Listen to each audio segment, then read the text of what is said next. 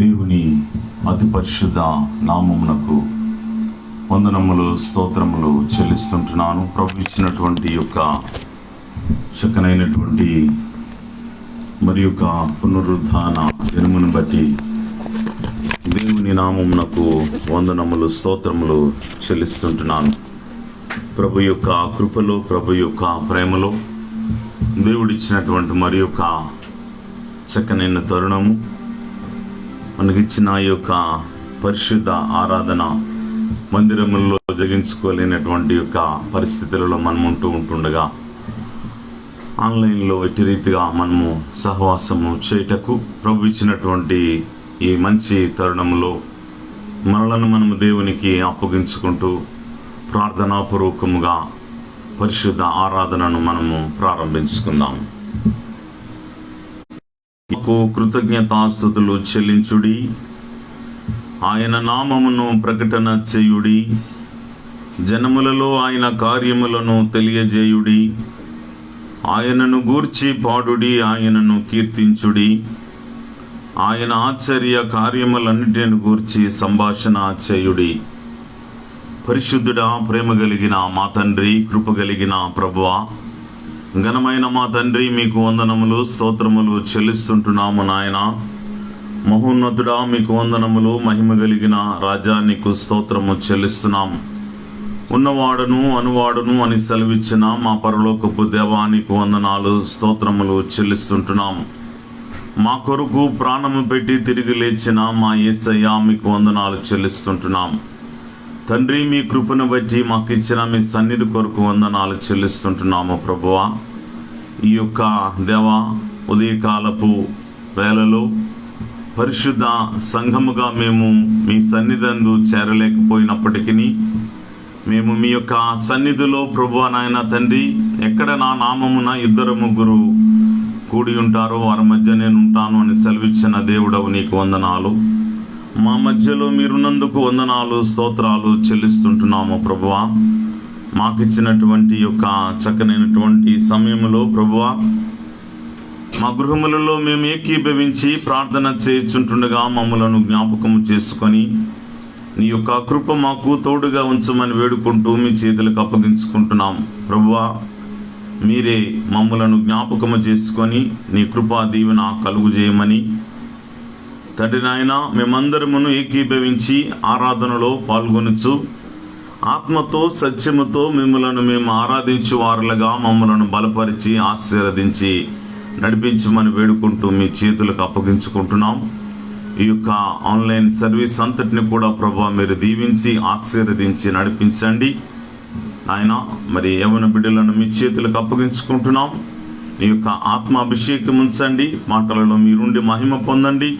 మా స్తుతిని మీరు స్వీకరించండి. ప్రభువా, వాక్యంలో మీరుండండి. ప్రభువా, స్తుతి ఆరాధనలో వాక్యంలో మీరుండి ఆది నుండి అంతము వరకు మీ యొక్క ఆత్మ నీడలో మీరు జరిగించి తండ్రి మీరు మహిమ పొందమని సమస్త ఘనత, మహిమ, ప్రభావములు మీకు చెల్లిస్తూ యేసు నామమును అడిగి వేడుకొని ప్రార్థించుకొనిచుంటున్నాము తండ్రి, ఆమేన్. మనమందరమును కలిసి దేవుని నామమును గణపరచుటకును మహిమపరచుటకు స్తుతించుటకు మనకి ఇవ్వబడినటువంటి ఈ యొక్క చక్కనైనటువంటి సమయంలో పితృపుత్ర శుద్ధాత్మ అయిన కీర్తన పాడచ్చు ప్రభు నామమును గణపరుద్దాం. Deus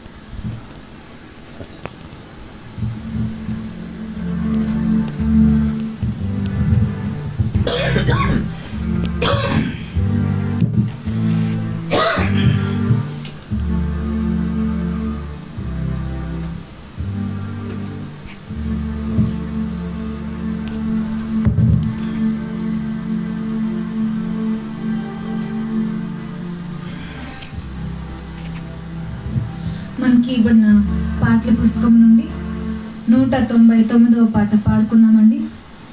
నాదు జీవమాయనే నా సమస్తము అనే పాట పాడుకుంటూ మనం సంతోషంగా మనం దేవుని స్తుతిద్దాం.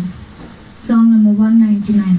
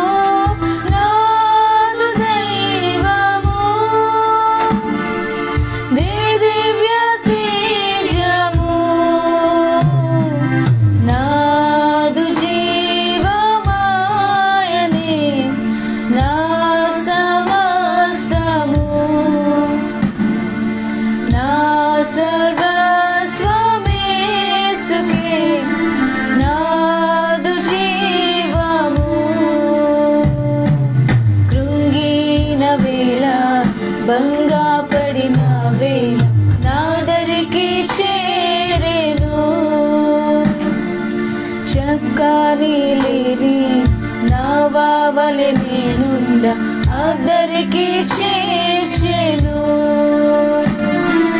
కృంగిన వేళ భంగపడిన వేళ నాదరికి చేరెను. చుక్కాని లేని నావావలె నేనుండ అద్దరికి చేరెను.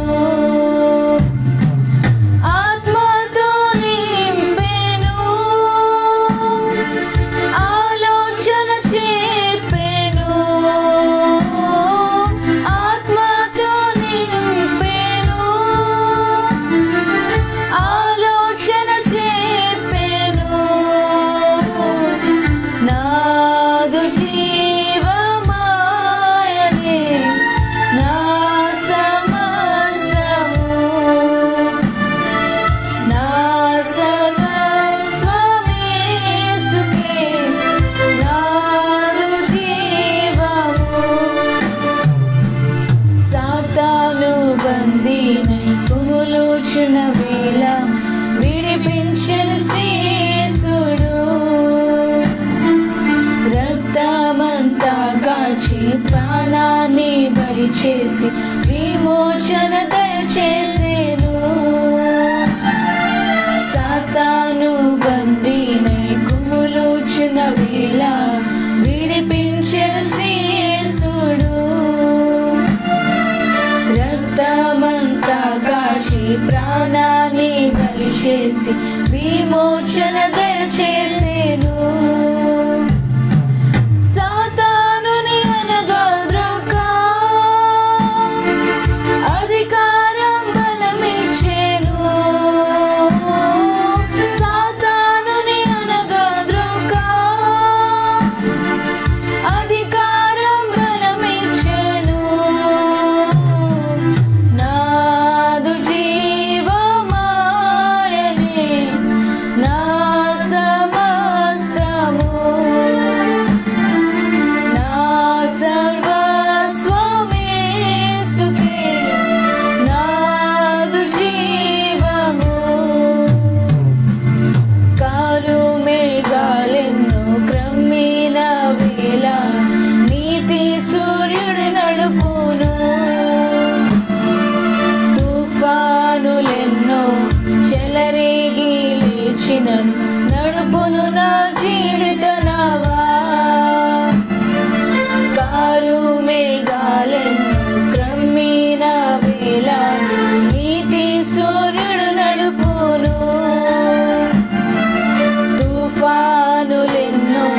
చెలరేగి లేచినను నడుపును నా జీవిత నావా.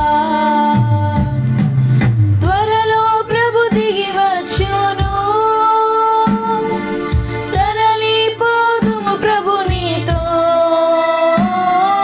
త్వరలో ప్రభు దిగి వచ్చును, తరలిపోదును ప్రభు నీతో. నాదు జీవమాయనే నా సమస్తము, నా సర్వస్వమేసుకే నాదు జీవము. నా జీవము దివి దివ్య తేజము, నాదు దైవము దివి దివ్య తేజము. నాదు జీవమాయనే నా సమస్తము,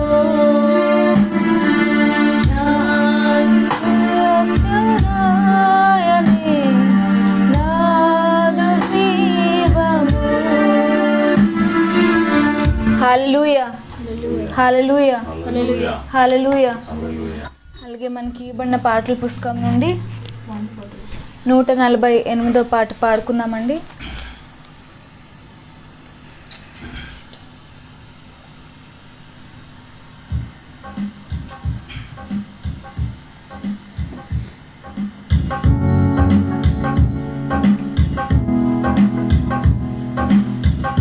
మందలు చేరని గొర్రెలను అనే పాట పాడుకుంటూ మనం దేవుని స్తుతిద్దాం.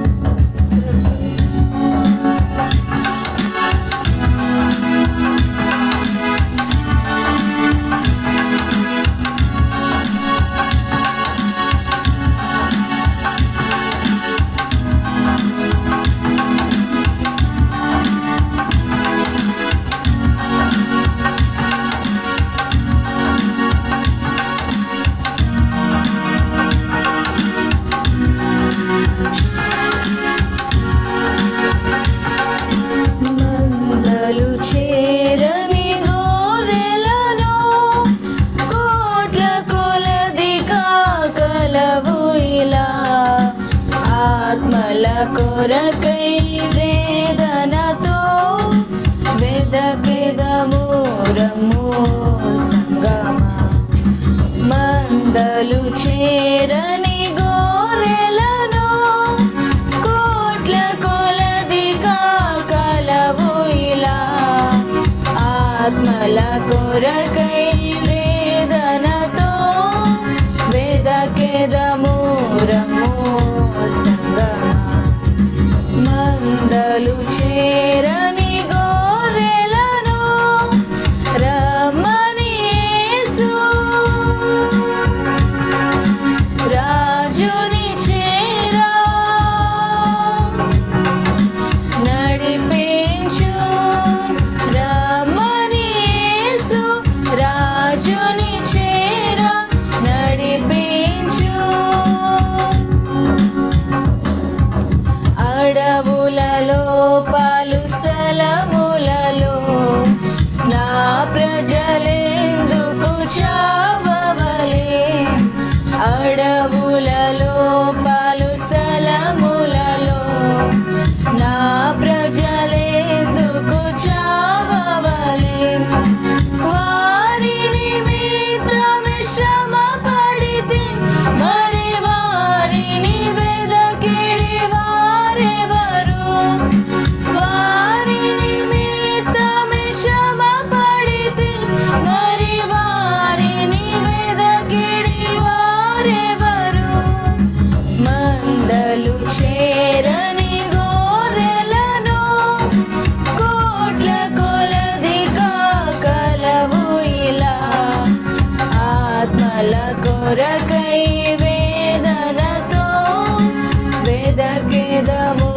రమ్ము సంగమా, మందలు చేరని గోరెలను రమ్మని యేసు రాజుని చేరా నడిపించు, రమ్మని యేసు రాజుని చేరా నడిపించు. ప్రకటించని స్థలములు కలవు, చాటించు వారు కలరెచ్చట. ప్రకటించని స్థలములు కలవు, చాటించు వారు కలరెచ్చట. పిలువబడిన వారందరును మరి మన ప్రభునాజ్ఞకు లోబడుడి. పిలువబడిన వారందరును మరి మన ప్రభునాజ్ఞకు లోబడుడి. మందలు చేరని గోరెలను కోట్ల కొలదిగా కలవు ఇలా. ఆత్మల కొరకై వేదనతో వెదకెదము రమ్ము సంగమా, మందలు చేరని గోరెలను రమ్మని యేసు రాజుని చేరా నడిపించు, రమ్మని యేసు రాజుని చేరా నడిపించు. నాకై పలికెడి నాలుకలు, నావలె నడిచెడి పాదములు. నాకై పలికెడి నాలుకలు, నావలె నడిచెడి పాదములు. నన్ను ప్రేమించెడి హృదయములను కావలె నాకివిని వీచెదవా. నన్ను ప్రేమించెడి హృదయములను కావలె నాకివిని వీచెదవా. మందలు చేరని గోరెలను కోట్ల కొలదిగా కలవు ఇలా. ఆత్మల కొరకై వేదనతో వెదకెదము రమ్ము సంగమా, మందలు చేరని గోరెలను రమ్మని యేసు రాజుని చేరా నడిపించు, రమ్మని యేసు రాజుని చేరా నడిపించు. హల్లెలూయా, హల్లెలూయా, హల్లెలూయా. అలాగే మనకి ఇవ్వబడిన పాటల పుస్తకం నుండి 164వ పాట పాడుకుందామండి. నన్ను గన్నయ రావే నా యేసు, నన్ను గన్నయ రావే నా యేసు అనే పాట పాడుకుంటూ మనం దేవుని స్తుతిద్దాం. Song number 164.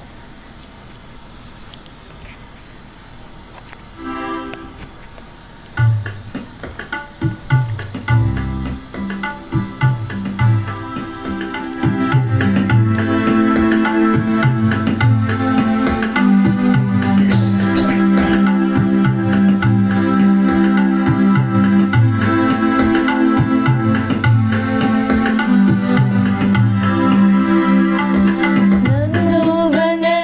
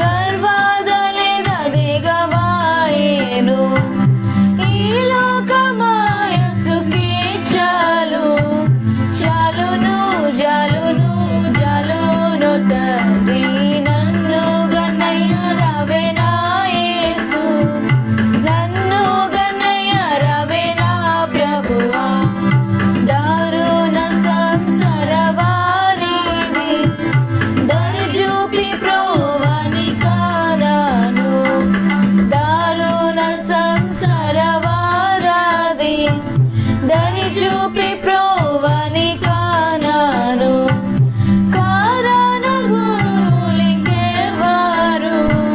లేరయ్యా లేరయ్యా లేరయ్య తండ్రి నన్ను గన్నయ్య రావే నా యేసు నన్ను గన్నయ్య రావే నా ప్రభువా నా వంటి దుష్కర్మ జీవిని కేవలమగు నీదు ప్రేమిని నా వంటి దుష్కర్మ జీవిని కేవలమగు నీదు ప్రేమిని దీవించి రక్షింపని పూడే రావయ్యా రావయ్యా రావయ్య తండ్రి నన్ను గన్నయ్య రావే నా యేసు నన్ను గన్నయ్య రావే నా ప్రభువా నన్ను గన్నయ్య రావే నా యేసు నన్ను గన్నయ్య రావే నా ప్రభువా.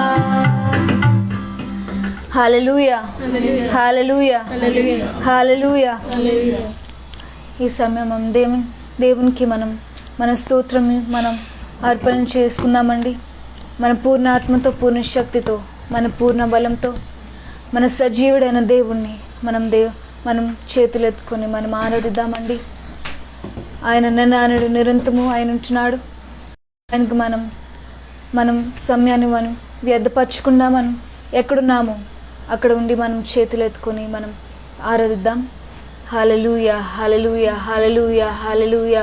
స్తోత్రం స్తోత్రం స్తోత్రం స్తోత్రం స్తోత్రం స్తోత్రం. పరిశుద్ధుడా మీకే వందనాలు, స్తుతులకు పాత్రుడా స్తోత్రార్గుడా మీకే వందనాలు ప్రభా. మహిమ రాజ్యా మీకే వందనాలు ప్రభా.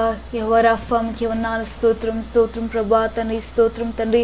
తండ్రి ఎక్కడ కూడింటారో వాళ్ళ మధ్యన ఉంటానని సెలవిచ్చిన దేవుడు ప్రభా. తండ్రి స్తోత్రం స్తోత్రం స్తోత్రం నాయన. ప్రేమగల తండ్రి మీకే వందనాలు ప్రభా. ఆశ్చర్యకరుడా ఆలోచనకర్త మీకే వందనాలు స్తుతులు. స్తోత్రం స్తోత్రం స్తోత్రం. హల్లెలూయా హల్లెలూయా హల్లెలూయా హల్లెలూయా. స్తోత్రము. రాజాని భవనంలో అనే పాట పాడుకుంటూ మనం దేవుని మనం స్తోత్రులు స్తోత్రము మనం చేయించుకుందాం, ఆరాధిద్దామండి.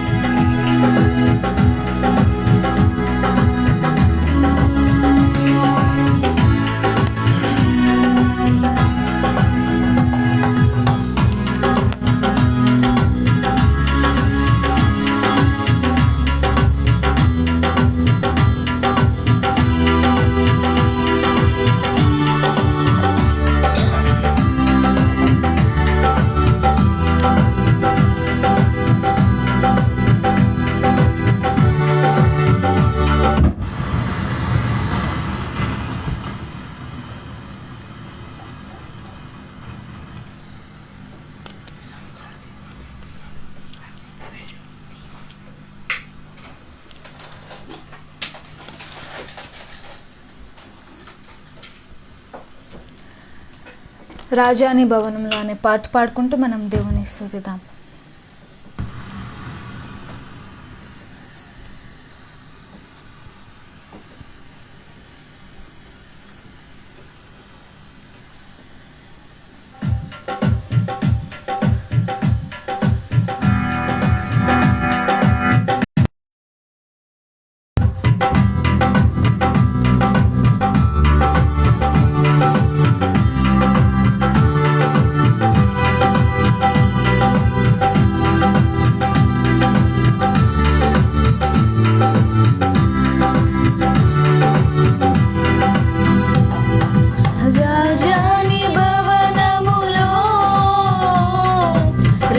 పగలు వేచి ఉందును యేసు రాజాని భవనములో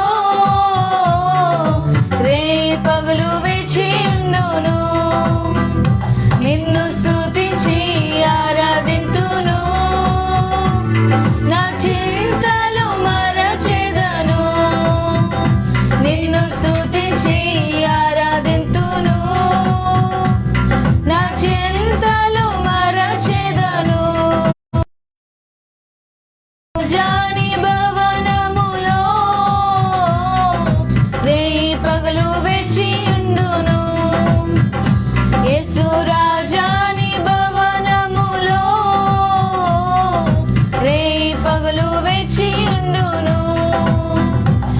నిన్ను స్తుతించి ఆరాధింతును, నా చింతలు మరచెదను. నిన్ను స్తుతించి ఆరాధింతును, నా చింతలు మరచెదను.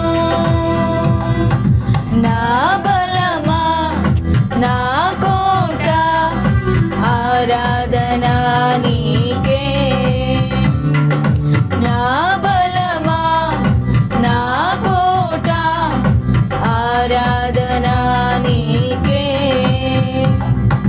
నా దుర్గమా ఆశ్రయమా ఆరాధనా నీకే.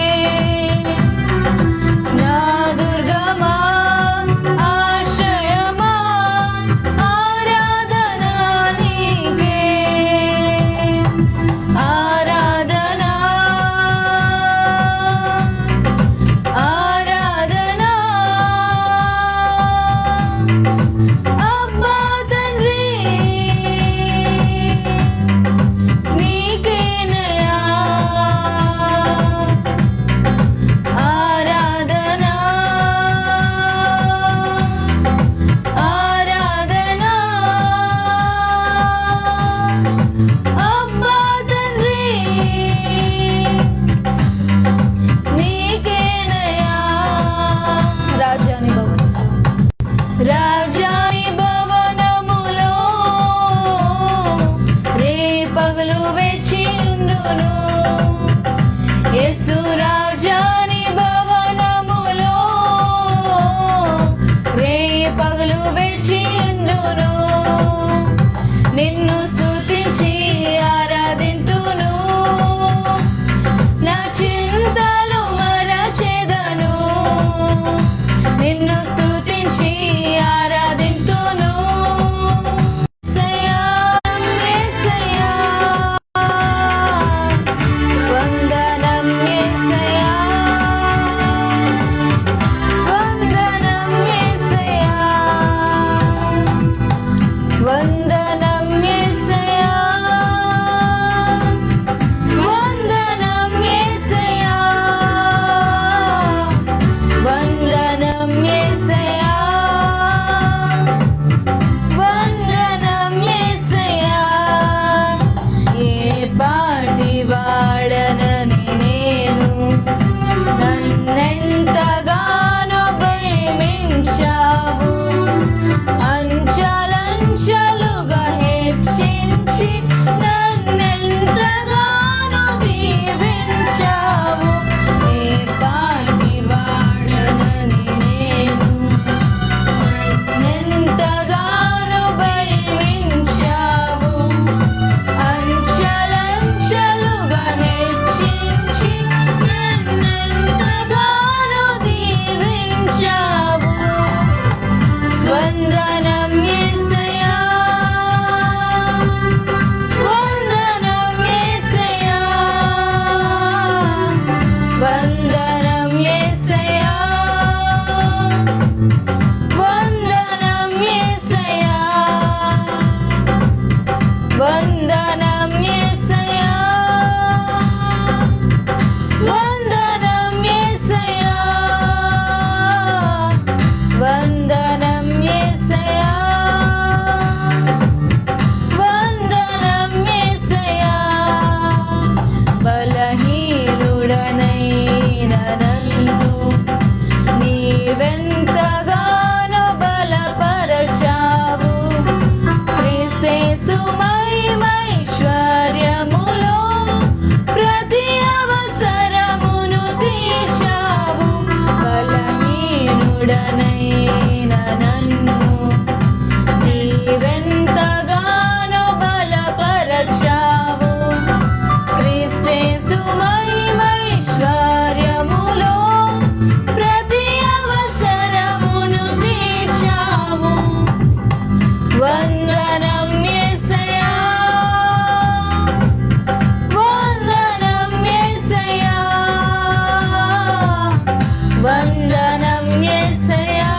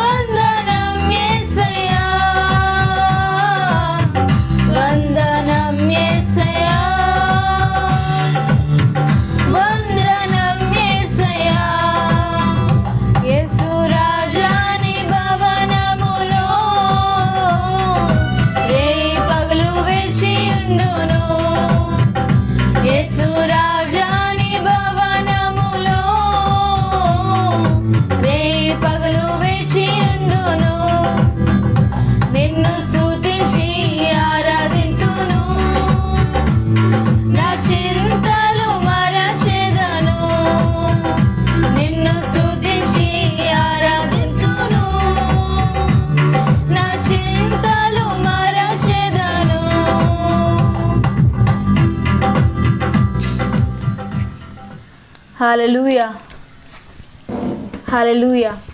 ఇప్పుడు మనం స్తుతి ప్రార్థనకు మనం అందరం ఏకీభవిద్దామండి. స్తుతి ప్రార్థనకు మనం కళ్ళు మూసుకొని మనం అందరం ఏకీభవిద్దాం. హల్లెలూయా, హల్లెలూయా, హల్లెలూయా, హల్లెలూయా. స్తోత్రం, స్తోత్రం, స్తోత్రం. పరిశుద్ధురామికి వందనాలు. స్తుతులకు పాత్రుడా, స్తోత్రార్గుడామికి వందనాలు ప్రభా. మహిమల రాజ్యామికి వందనాలు ప్రభా. అగ్ని జ్వాలవడానికి వందనాలు ప్రభా. స్తోత్రం, స్తోత్రం, స్తోత్రం, స్తోత్రము. నేడు నిరంతరం ఏకరీతిగా వాడానికి వందనాలు తని. స్తోత్రం యేసయ్యా. దేవా ప్రభా, గడిచిన కాలవంతి నాయన ప్రభా మమ్మల్ని కాచి కాపాడిన దేవామికి వందనాలు తని. స్తోత్రం, స్తోత్రం నారా. ఇప్పుడు వరకు నాయన ప్రభా మమ్మల్ని సజీవ లెక్కలో మీరు పెట్టిన విధానం బట్టి మీకు వందనాలు తని. స్తోత్రం యేసయ్యా. దేవా మేము కేవలం మీ కృపలోనే మేము జీవిస్తున్నాం. మీ కృప ద్వారానే ఇప్పుడు వరకు నాయన ప్రభా మేము బ్రతికున్నాం. దేవా మీకు వందనాలు. స్తోత్రం, స్తోత్రం, స్తోత్రములు.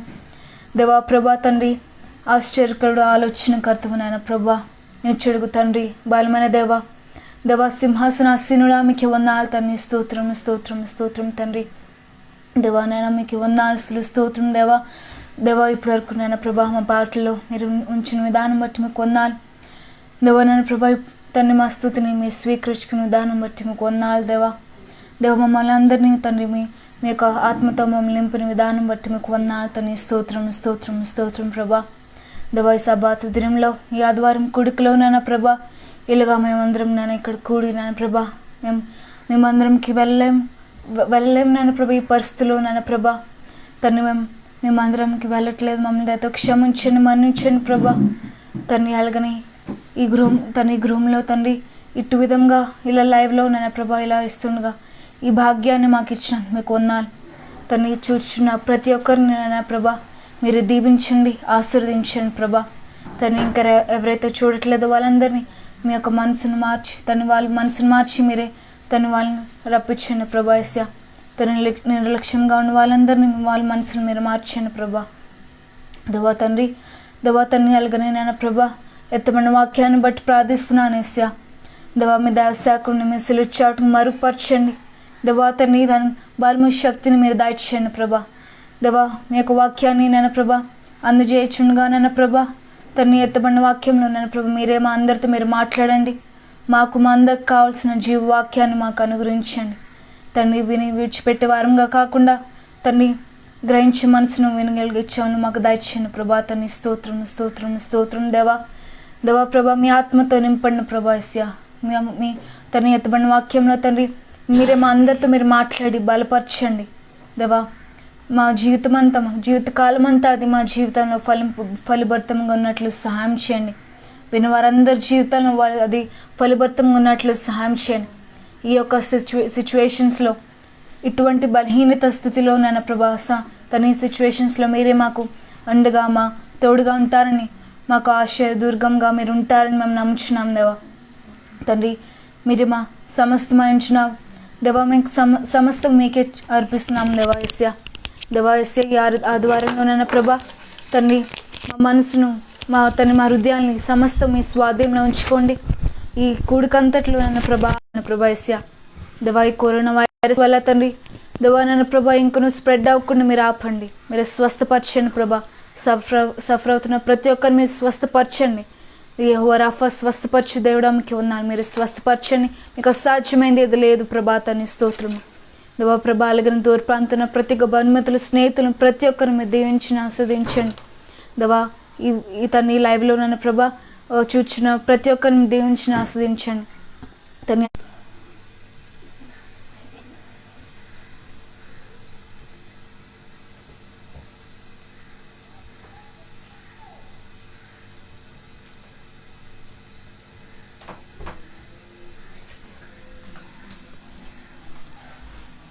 దేవుని అతి పరిశుద్ధ నామమునకు వందనములు, స్తోత్రములు చెల్లిస్తూ ఉంటున్నాను. ప్రభు ఇచ్చినటువంటి యొక్క చక్కనైనటువంటి సమయంలో దేవుడిచ్చిన ఈ యొక్క మంచి తరుణంలో ఇంతవరకు ప్రభుని మహిమపరచుటకును ఘనపరచుటకు దేవుడిచ్చిన ఈ యొక్క చక్కనైనటువంటి సమయమును బట్టి దేవుని ఘనమైన నామమునకు వందనములు చెల్లిస్తూ ఉంటున్నాను. ప్రభు యొక్క కృపలో, ప్రభు యొక్క ప్రేమలో, ప్రభు మనలను కాపాడి సంరక్షించి నడిపించిన విధానమును బట్టి దేవుని నామమునకు వందనాలు తెలియజేస్తూ ఉంటున్నాను. మనమందరము కూడా ఈ యొక్క చక్కనైనటువంటి సమయంలో నేటి యొక్క సమయమునకు ఏర్పాటు చేయబడిన కీర్తనల గ్రంథమును చదువుకుందాం. ఉత్తర ప్రత్యుత్తర రీతిగా మనము చదవలేము గనుక మనమందరము కలిసి చదవచ్చు దేవుని యొక్క వాక్యమును మనము ధ్యానము చేసుకుందాం. కీర్తనల గ్రంథం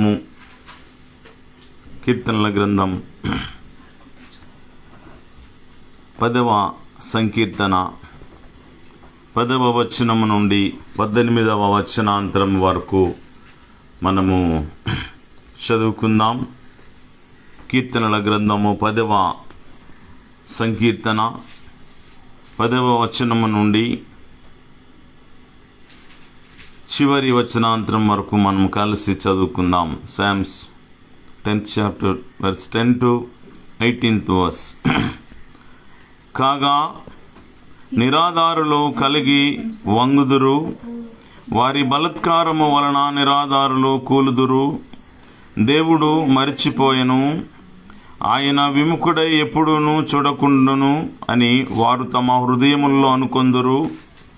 యెహోవా లెమ్ము, దేవా బాధపడు వారిని మరొక నీ చెయ్యి ఎత్తుము. దుష్టులు దేవుని తృణీకరించుట ఎలా? నీవు విచారణ చేయవని వారు తమ హృదయముల్లో అనుకునుట ఎలా? నీవు దీనిని చూచియున్నావు గదా. వారికి ప్రతీకారము చేయుటకై నీవు చేటును పగను చూచుచున్నావు. నిరాధారులు తమను నీకు అప్పగించుకొందురు. తండ్రి లేని వారికి నీవే సహాయుడవై ఉన్నావు. దుష్టుల భుజమును విరుగగొట్టుము. చెడ్డవారి దుష్టత్వము ఏమీయూ కనబడకపో వరకు దానిని గూర్చి విచారణ చేయుము. యెహోవా నిరంతరము రాజయ్యున్నాడు. ఆయన దేశములో నుండి అన్యజనులను నశించిపోయిరి. యెహోవా లోకులు ఇకను భయకారకులు కాకుండునట్లు బాధపడు వారి కోరికను నీవు వినియున్నావు. తండ్రి లేని వారికిని నలిగిన వారికిని న్యాయము తీర్చుటకై నీవు వారి హృదయము స్థిరపరిచితివి, చెవియొగ్గి ఆలకించితివి.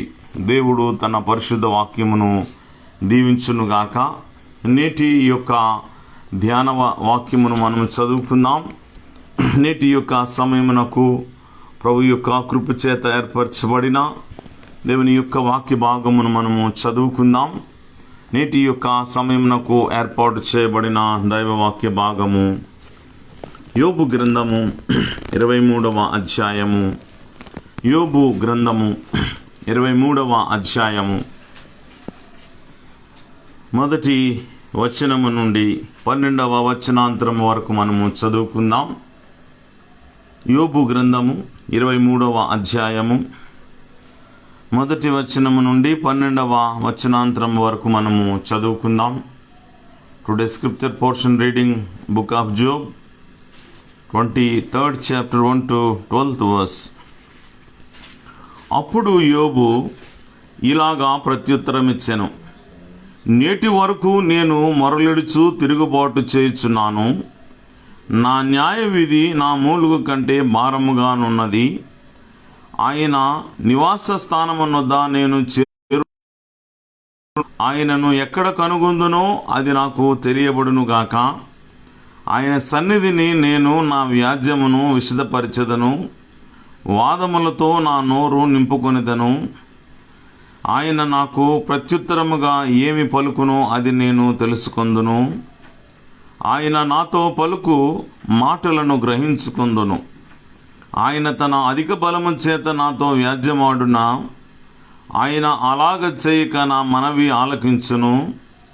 అప్పుడు యథార్థవంతుడు ఆయనతో వ్యాజ్యమాడవచ్చును. కావున నేను ఎన్నటికిని నా న్యాయ విధుల వలన శిక్ష నొందకపోవదును. నేను తూర్పు దిశకు వెళ్ళినను ఆయన అచ్చట లేడు, పడమటి దిశకు వెళ్ళినను ఆయన కనబడటలేదు.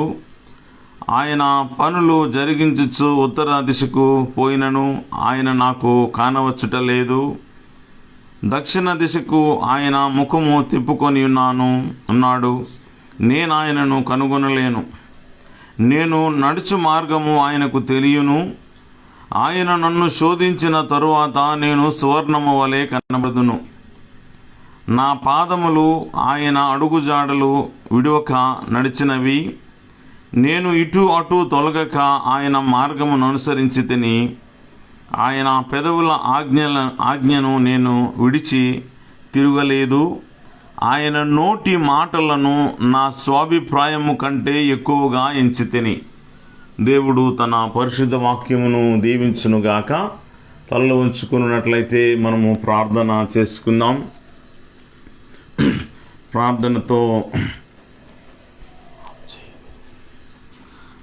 ప్రార్థనతో మనము దేవుని వాక్యంలోనికి మనము వెళ్దాం. ప్రభు ఇచ్చినటువంటి సమయంలో ప్రార్థనాపూర్వకంగా దేవుని వాక్యంలోనికి మనము వెళ్దాం. ప్రేమ కలిగిన మా పరలోకపు తండ్రి, కృప కలిగిన మా పరలోకపు దేవా, జీవాధిపతి అయిన మా ప్రభువా, నీకు వందనములు స్తోత్రములు చెల్లిస్తుంటున్నాము. ప్రభువా, మీ యొక్క కృపలో మమ్మలను జ్ఞాపకం చేసుకొని మాకు ఇచ్చిన సన్నిధి కొరకు వందనాలు చెల్లిస్తున్నాము. అయ్యా, సజీవుల లెక్కలో మమ్మల నుంచి ఈ దినమందు మీ నామమును మహిమపరచుటకు ఘనపరచుటకు మాకు ఇచ్చిన ధన్యత కొరకు వందనాలు చెల్లిస్తున్నాము, స్తోత్రములు చెల్లిస్తుంటున్నాం. దేవా, ఇంతవరకు పాటలలో మీరుండే మహిమ పొంది మా స్తుతిని మీరు స్వీకరించినందుకు స్తోత్రాలు చెల్లిస్తుంటున్నాము. ప్రభువా, ఈ యొక్క సమయంలో తండ్రి నాయన మీ యొక్క వాక్యములోనికి వెళ్ళబోచుంటుండగా అల్పుడును అయోగ్యుడనైనా నన్ను మీ సిలువ చాటున మరుగుపరిచి నా నోటులో మీ మాటల నుంచి మాకు కావలసిన జీవవాక్యమును మీరే మాకు హెచ్చరిక చేసి ఆదరించి బలపరిచి నడిపించమని, ప్రతి మాట మాలో ఫలింపును కలుగు చేసి నడిపించమని యేసు నామమున అడిగి వేడుకొని ప్రార్థించుకొనుచుంటున్నాము తండ్రి, ఆమేన్. క్రీస్తునందు ప్రియమైనటువంటి దేవుని సంగమా, మన ప్రభువును రక్షకుడునైన యేసు క్రీస్తు వారి పరిశుద్ధ నామంలో మీ అందరికీ నా యొక్క శుభములను తెలియజేయుచుంటున్నాను. ఆన్లైన్లో ఉన్నటువంటి ప్రతి ఒక్కరిని బట్టి దేవునికి వందనాలు తెలియజేస్తూ ఉంటున్నాను. అలాగే తర్వాత చూడబోయే వారికి సంఘమునకును కూడా ప్రభు పేరట నా యొక్క శుభములను తెలియజేస్తూ ఉంటున్నాను. ప్రభు ఇచ్చినటువంటి ఈ యొక్క చక్కనైనటువంటి సమయము, ఈ యొక్క మంచి తరుణమని నేను నమ్ముతూ ఉంటున్నాను. గత 3 వారములుగా నాకు కలిగినటువంటి అనారోగ్యమును బట్టి నేను యొక్క ఆన్లైన్లో మాట్లాడలేకపోయి ఉంటున్నాను. పాస్టర్మ్మ గారు సిద్ధపడి పాస్టర్మ్మ గారు దేవుని యొక్క వాక్యం పంచుకోవటం అనేటటువంటిది జరిగింది. కలిగిన నాకు వచ్చినటువంటి గుండెలో నొప్పిని బట్టి హాస్పిటల్కి వెళ్తే నాకన్నా ఎక్కువగా పాస్టర్మ్మ గారికి అనారోగ్యంగా ఉండటం అనేటటువంటిది జరిగింది. యాంజియో చేసినంత వరకు కూడా అది తెలియలేదు. గుండె ఆ యొక్క నరములు వీక్గా ఉన్నాయని, ఆ వెయిన్స్ అన్నీ కూడా చెప్పటం జరిగింది. ఇటువంటి యొక్క పరిస్థితులు కలిగినప్పుడు ఈ యొక్క శోధనలో, ఈ యొక్క కష్టంలో, ఈ యొక్క శ్రమలో నా కొరకు మా ఇరువురు కొరకు ప్రార్థించినటువంటి ప్రతి ఒక్కరికి, అంతేకాకుండా నా యొక్క కుటుంబీకులు, రక్త సంబంధీకులు, నా మిత్రులు చేసినటువంటి ఆర్థిక సహాయమును బట్టి కూడా సేవకులుగా ఎందుకు ఈ యొక్క మాటను చెప్తున్నానంటే, దేవుడు ఎప్పుడు కూడా విడిచిపెట్టే దేవుడు. భయంకరమైనటువంటి కరువు వచ్చినను ఆ కరువులో నేను కాపాడుతానని సెలవిచ్చినటువంటి దేవుడు గనుక ఆయన కాపాడుచు సంరక్షిస్తూ నడిపిస్తున్నటువంటి విధానమును బట్టి నా ప్రభువైన దేవునికి నేను హృదయపూర్వకంగా వందనాలు తెలియజేస్తూ ఉంటున్నాను. నిజముగా ఆయన సజీవుడు గనుక, ఉన్నవాడు అనువాడు అనేటటువంటి దేవుడు గనుక మా జీవితంలో ఆ యొక్క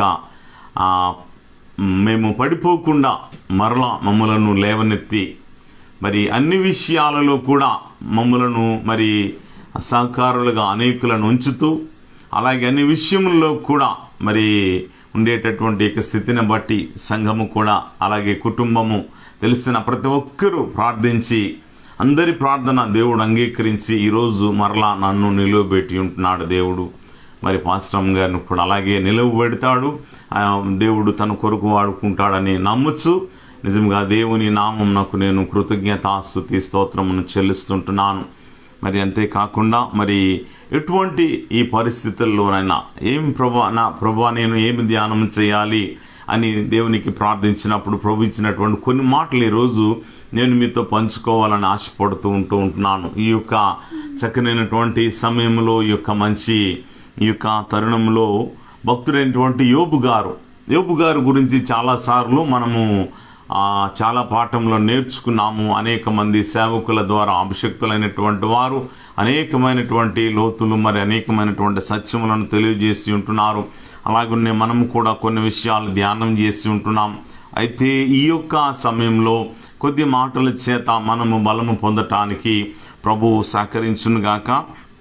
ఇక్కడ చదవబడినటువంటి వాక్య భాగంలో భక్తుడైనటువంటి యోబు గారు ఆయన యొక్క మరి పరిస్థితిని బట్టి మనం జాగ్రత్తగా తేమానీయుడైనటువంటి ఎలీఫజ్ పలికేటటువంటి ఆ యొక్క మాటలకు భక్తుడైనటువంటి యోబు గారు జవాబునిస్తూ మాట్లాడుతున్నటువంటి ఆ యొక్క మాటలు ఇవన్నీ కూడా మరి మనం ఈ యొక్క అధ్యాయాన్ని మనం చూడగలుగుతాం. అయితే వాటన్నిటిలోనికి మనం వెళ్లకుండా ఒక వచనాన్ని తీసుకుంటూ మనం ధ్యానం చేసుకుందాం. ఇక్కడ మనం చూసినట్లయితే 10వ వచనాన్ని జాగ్రత్తగా గమనించినట్లయితే, నేను నడుచు మార్గము ఆయనకు తెలియను, ఆయన నన్ను శోధించిన తరువాత నేను సువర్ణము వలె కనబడుదును అట. దేవుని నామమునకు వందనములు కలుగును గాక. మరి ప్రభు ఇచ్చినటువంటి యొక్క చక్కనైనటువంటి సమయంలో దేవుడిచ్చినటువంటి యొక్క మంచి తరుణమని నేను నమ్ముతూ ఉంటున్నాను.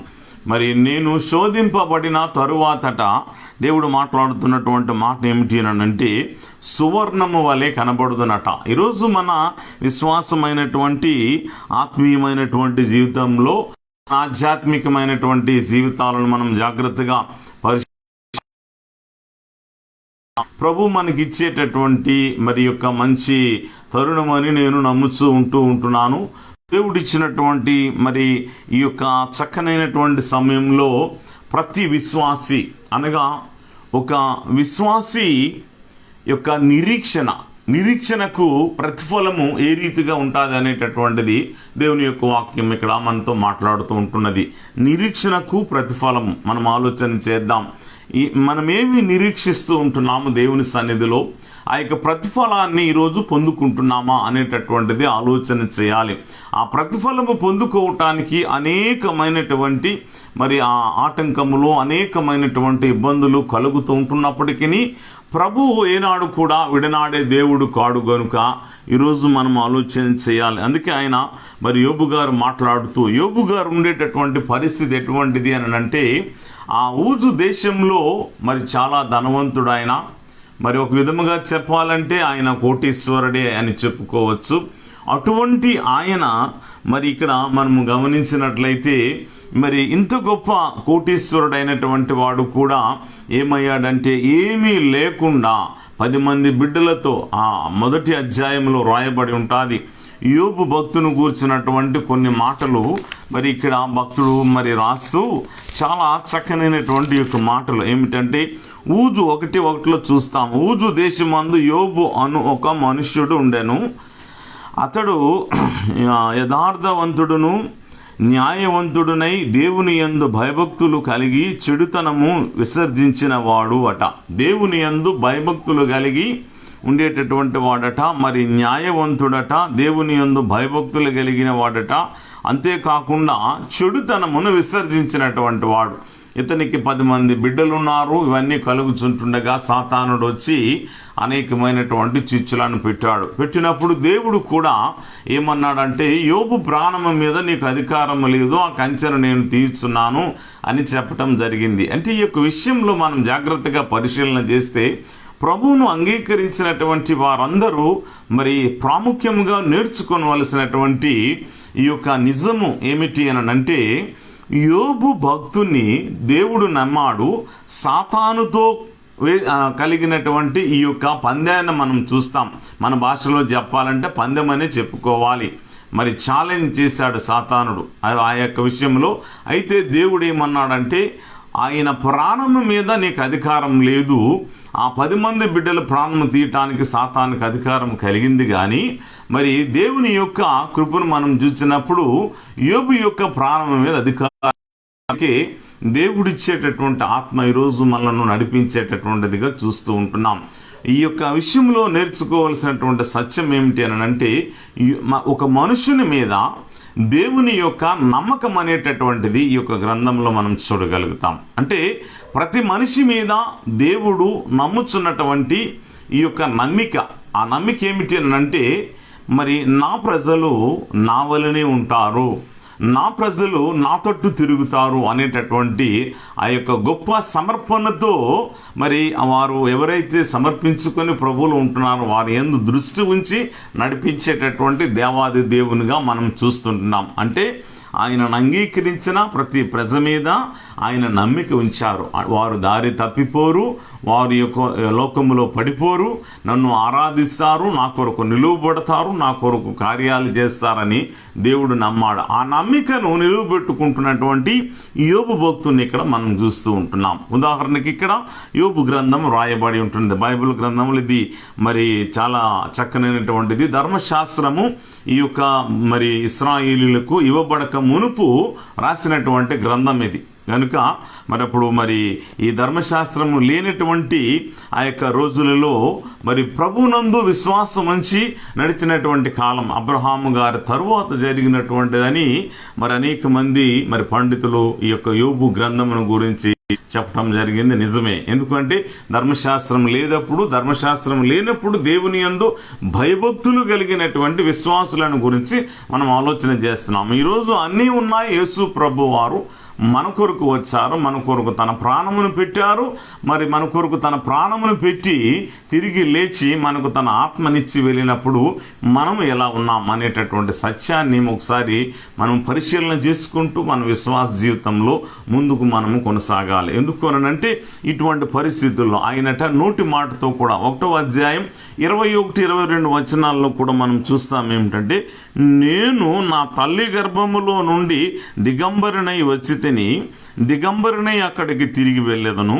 యెహోవా ఇచ్చెను, యెహోవా తీసుకొని పోయెను. యెహోవా నామమునకు స్తుతి కలుగును గాక. ఈ సంగతులలో ఏ విషయం అందును యోబు ఏ పాపమును చేయలేదు, దేవుడు అన్యాయము చేసనని చెప్పలేదు. దేవుని నామం నాకు స్తోత్రం కలుగును గాక. నిజమే. ఈ యొక్క మాటను మరి జాగ్రత్తగా పరిశీలన చేస్తే, ఒక సహోదరుడు నా దగ్గరకు వచ్చి ఇలాగే అన్నాడు, నువ్వు నమ్ముకున్నావు కదా, మరి మన దేవుడు ఆయన కూడా మరి ప్రభువుని అంగీకరించిన వాడే, అంతంత ఉండేటటువంటి వారు. ఏం చేశాడండి దేవుడు అండి? మీకు గుండె నొప్పి రావడం ఏంటంటే పాస్టర్ గారు అంటే, ఎంతోమంది పాస్టర్ గారులు గుండె నొప్పితో చనిపోలేదా? పాస్టర్ గారు అయితే ఏమిటి, పాస్టర్మ్మ గారు అయితేనేంటి, విశ్వాసులు అయితే ఒకటా? ఏమీ కాదు. దేవుని దృష్టిలో ఆయనను అంగీకరించిన ప్రజలందరూ కూడా సరి సమానమే. అనారోగ్యములు అనేటటువంటివి కలుగుతాయి. కలిగినప్పుడు దేవుని దూషించటం నిజమైన క్రైస్తవ్యం కాదు, అది అవిశ్వాసమే అవుతుంది. కష్టము వచ్చినప్పుడు, శ్రమ వచ్చినప్పుడు, దేవుని మీద ఆధారపడినప్పుడు దేవుడు ఊహించని కార్యాలను జరిగిస్తాడు. ఇందాక నేను చెప్పాను ఎలాగా మేము ఈ యొక్క ట్రీట్మెంట్ తీసుకోవాలి ఏమిటి అని ఆలోచన చేశాం. మరి ఊహించని రీతిలో మాకు కలిగినటువంటి సహాయం ఈ యొక్క కష్టకాలంలో ప్రతి కుటుంబానికి ఇబ్బందే. ఈరోజు మనం చూసినప్పుడు ప్రతి కుటుంబంలో కూడా ఇబ్బంది ఉంటున్నది. ఆయనను మరి ప్రేమించి మరి ఈరోజు చేసి ఎందుకు ఈ యొక్క మాట నేను తెలియజేస్తున్నాను అంటే, ప్రియమైనటువంటి దేవుని సంగమా, మన జీవితాలలో మరి దేవుని వానిగా కాకుండా, ఎందుకంటే దేవుడు ఎప్పుడు కూడా అన్యాయస్తుడు కాడండి. దేవుడు ఎప్పుడు కూడా కీడు విషయమై శోధించడండి. యాకోబు రాసినటువంటి పత్రికను ఒకసారి మనం గమనించినట్లయితే మరి దేవుని యొక్క వాక్యాన్ని చూడగలుగుతాము. యాకోబు రాసినటువంటి పత్రికలు 1వ అధ్యాయము ఈ యొక్క 13వ వచనాన్ని జాగ్రత్తగా గమనించినప్పుడు ఇక్కడ ఒక మాట ఉంటుంది ఏంటంటే, దేవుడు కీడు విషయమై శోధింపనేరడు, ఆయన ఎవరిని శోధింపడు గనుక ఎవడైనను శోధింపబడినప్పుడు నేను దేవుని చేత శోధింపబడుచున్నానని అనకూడదు. దేవుడు కొన్ని విషయాలలో శోధించి పరీక్షించి మన విశ్వాసం ఎంతున్నదని చూస్తారు తప్ప కీడు విషయము మాత్రము ప్రభు శోధించరండి. ఆత్మీయకి ప్రభు కార్యం చేస్తారే తప్ప మరి మనలను శోధనలోనికి నెట్టడానికి కానీ శ్రమలలోనికి నెట్టడానికి కానీ దేవుడు మనల్ని పిలువలేదండి.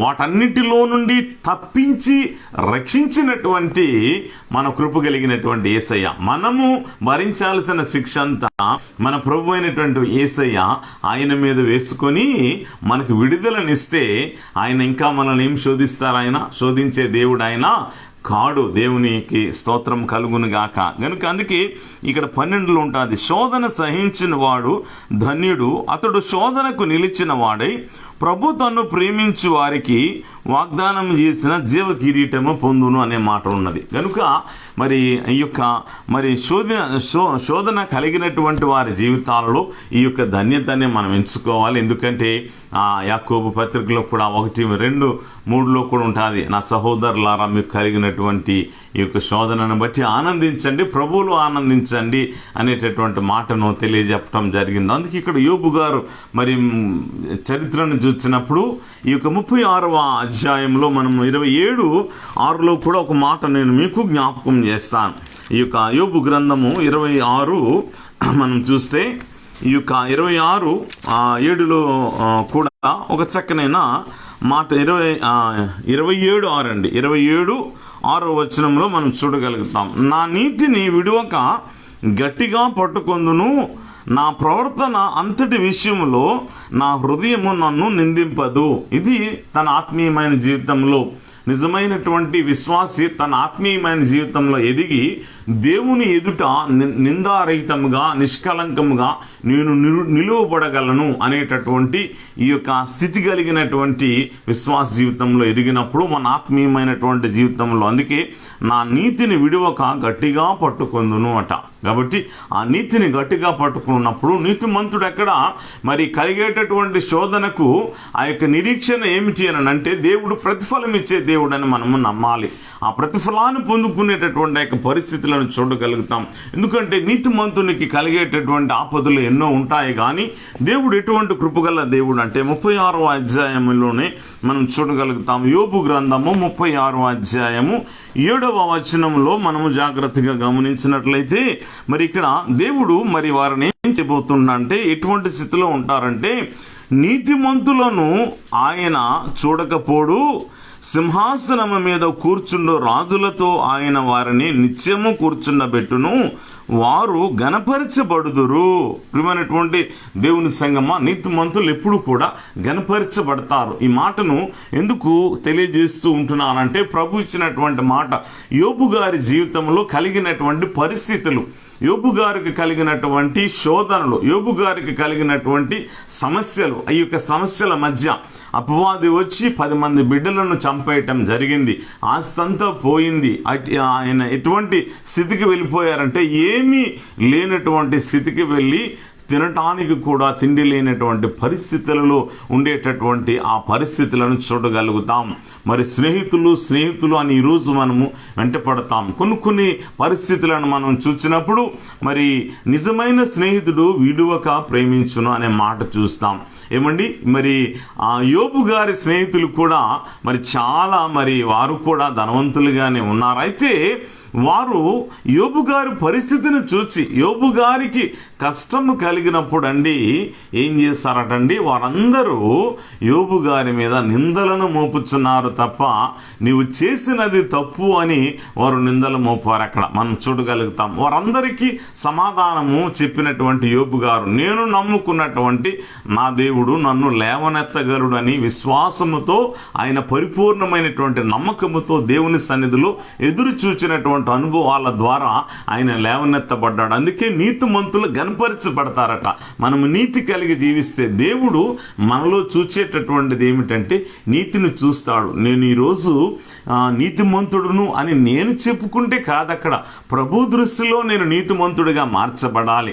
నేను నీతిమంతుడునా లేదా యథార్థవంతుడునా లేదా అనేటటువంటిది ప్రభువుకు తెలుసది. ప్రతి హృదయం యొక్క ఆలోచనలు, తలంపులు, వారి నడవడిక అంతా కూడా ప్రభువుకి మరుగై ఉండలేదు. కాబట్టి ఈరోజు మనం ఆలోచన చేద్దాం, ఎట్టి స్థితిలో మనం ఉంటున్నాం, ఏ పరిస్థితుల్లో మనం ఉంటున్నాం, కలుగుతున్నటువంటి యొక్క పరిస్థితులు అవ్వచ్చు, ఉండేటటువంటి యొక్క పరిస్థితులు అవ్వచ్చు, వీటన్నిటిలో కూడా మన ఆత్మీయమైనటువంటి జీవితం, మన ఆధ్యాత్మికమైనటువంటి జీవితాల్లో మనం ఒకసారి ఆలోచన చేసినట్లయితే దేవుడు మనకి ఇచ్చినటువంటి సమయాన్ని పరిపూర్ణముగా సద్వినియోగపరుచుకొని ప్రభువులో మనం ఉండి, ప్రభు యొక్క సన్నిధిలో మనం ఉండి, ప్రభు యొక్క వాక్యానికి లోబడుచు, వాక్యానుసారముగా మనం నడుచుచు మన నీతిని కాపాడుకుని యథార్థత కలిగిన జీవితం ఉండి ప్రభు సన్నిధిలో నిరీక్షణ కలిగి జీవిస్తున్నామా?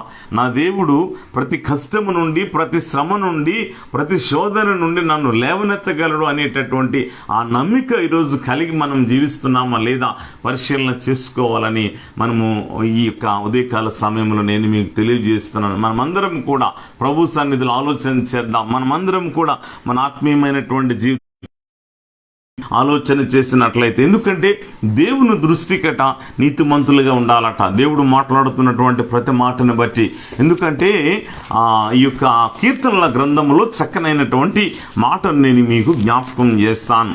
34వ సంకీర్తన మనం చూసినట్లయితే 15 నుండి 17 వచనాలను మనం జాగ్రత్తగా పరిశీలన మనం చేసినట్లయితే 34, 15 నుంచి 17 వరకు చూస్తే, యెహోవా దృష్టి నీతిమంతుల మీదనున్నది, ఆయన చెవులు వారి మొరకు ఒగ్గి ఉన్నది, దుష్క్రియలు చేయవారి జ్ఞాపకమును భూమి మీద నుండి కొట్టివేయుటకై యెహోవా సన్నిధి వారికి విరోధముగానున్నది.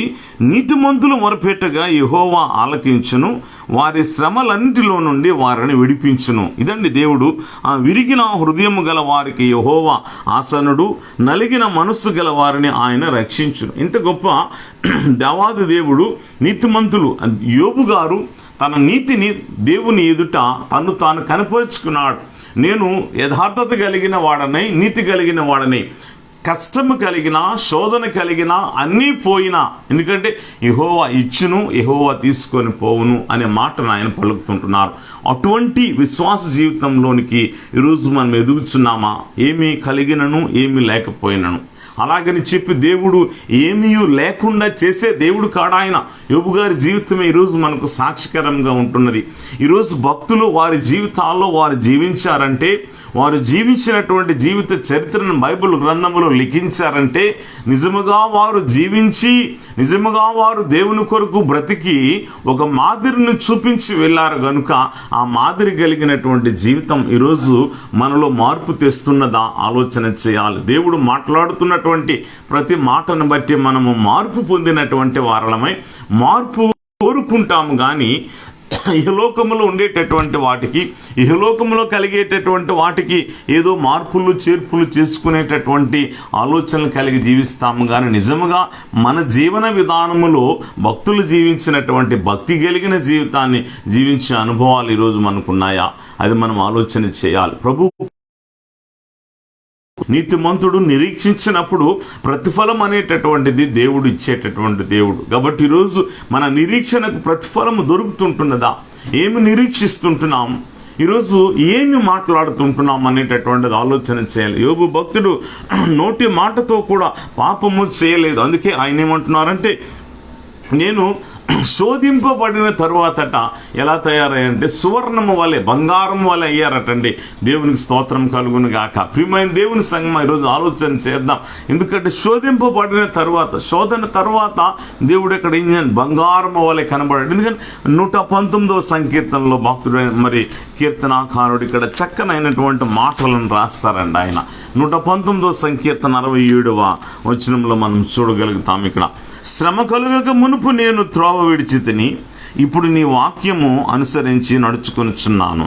ప్రియమైన దేవుని సంగమ, శ్రమ కలుగక మునుపట త్రోవ విడిచారట. ఇప్పుడట ఏం చేస్తున్నారటండి? నీ వాక్యమును అనుసరించి నడుచుకొనిచున్నాను. ఇది దేవుని యొక్క భక్తుల జీవితంలో కలిగినటువంటి యొక్క మార్పు. ఈరోజు మన జీవితాల్లో ప్రభు చేస్తున్నటువంటి ఈ యొక్క కార్యాలను మనం చూడగలుగుతుంటున్నాం. 71వ వచనంలో కూడా మనం చూడగలుగుతాం ఏంటంటే, నేను నీ కట్టడలను నేర్చుకున్నట్లు శ్రమ నొంది ఉండుట నాకు మేలాయను. నీ కట్టడలను నేర్చుకున్నట్లట శ్రమ నొంది ఉండుట నాకు మేలాయను. అంటే ఏది మేలైందటండి?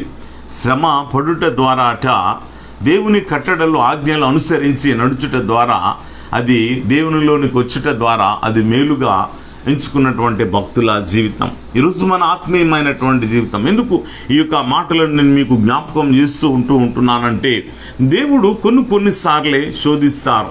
ఈ యొక్క శోధనలో జకరియా గ్రంథంలో మనం చూడగలుగుతామండి. 13వ అధ్యాయము 9వ వచనాన్ని మనం చూసినప్పుడు ఇక్కడ దేవుడు ఒక మాటను, ఇక్కడ ఈ చివరి దశకు వచ్చినప్పుడు కలిగేటటువంటి పరిస్థితులలో వీరిని గురించి మరి భక్తజన కోటి కొరకు రాసినటువంటిది, భక్తులు వారి జీవితంలో మరి కలిగినటువంటి యొక్క పరిస్థితులను చూడగలుగుతాం. ఏంటంటే, ఆ 3వ భాగమును నేను అగ్నిలో నుండి వెండిని తీసి శుద్ధపరిచినట్లు శుద్ధపరుతును, బంగారమును శోధించినట్లు వారిని శోధింతును. వారు నా నామమును బట్టి మొరపెట్టగా నేను వారి మొరను ఆలకింతును. వీరు నా జనులని నేను చెప్పుదును, యెహోవా మా దేవుడని వారు చెప్పుదురు. ఇదండి ఈరోజు శోధన అనేటటువంటిది. మిగిలిన ఆ యొక్క శేషము కూడా శోధింపబడతాది. భక్తి కలిగి ఉన్నారా లేదా అనేటటువంటిది ఈరోజు మన భక్తి కలిగిన జీవితానికి ఒక పరీక్ష కలుగుతున్నటువంటి యొక్క కరోనా వైరస్ విస్తరిస్తూ ఉంటున్నది.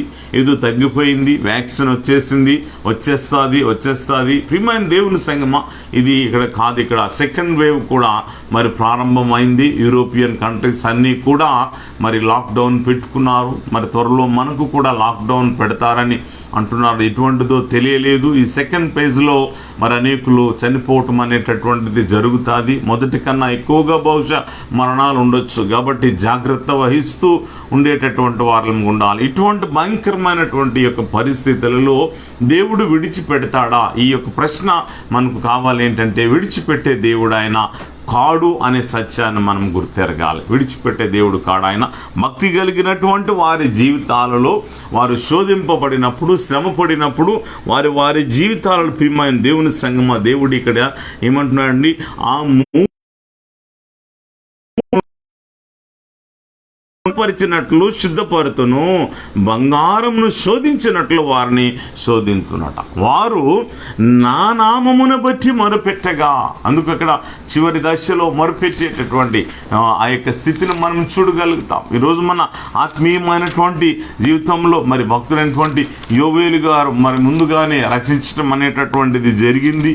మరి యోవేలు భక్తుడు ఎన్నో మరి సత్యములను ఈ యొక్క రాకడలో కలిగేటటువంటి ఆ యొక్క పరిస్థితులన్నిటిని కూడా మనం చూడగలుగుతాం. ఆ యొక్క పరిస్థితులన్నిటిలో కూడా మన ఆత్మీయమైనటువంటి జీవితంలో మనము చూసినట్లయితే ఒక చక్కనైన మాటను ఆయన అంటారు. ఏమిటి అని అంటే, ఏంటంటే ఆ చివరి దినమందట 2వ అధ్యాయంలో చివరి మాటలో మనం చూస్తాం. యెహోవా సెలవిచ్చినట్లు సియోను కొండ మీదను యెరూషలేములోను తప్పించుకుని వారందరూ శేషించిన వారిలో యెహోవా పిలుచువారు కనబడుదురు. ఆ దినమున యెహోవా నామమును బట్టి ఆయనకు ప్రార్థన చేయవారందరూ రక్షింపబడుదురు. కాబట్టి ఆయనకు ప్రార్థించేవారుగా మనం ఉండాలి. ప్రార్థించే వారందరూ రక్షింపబడతారట.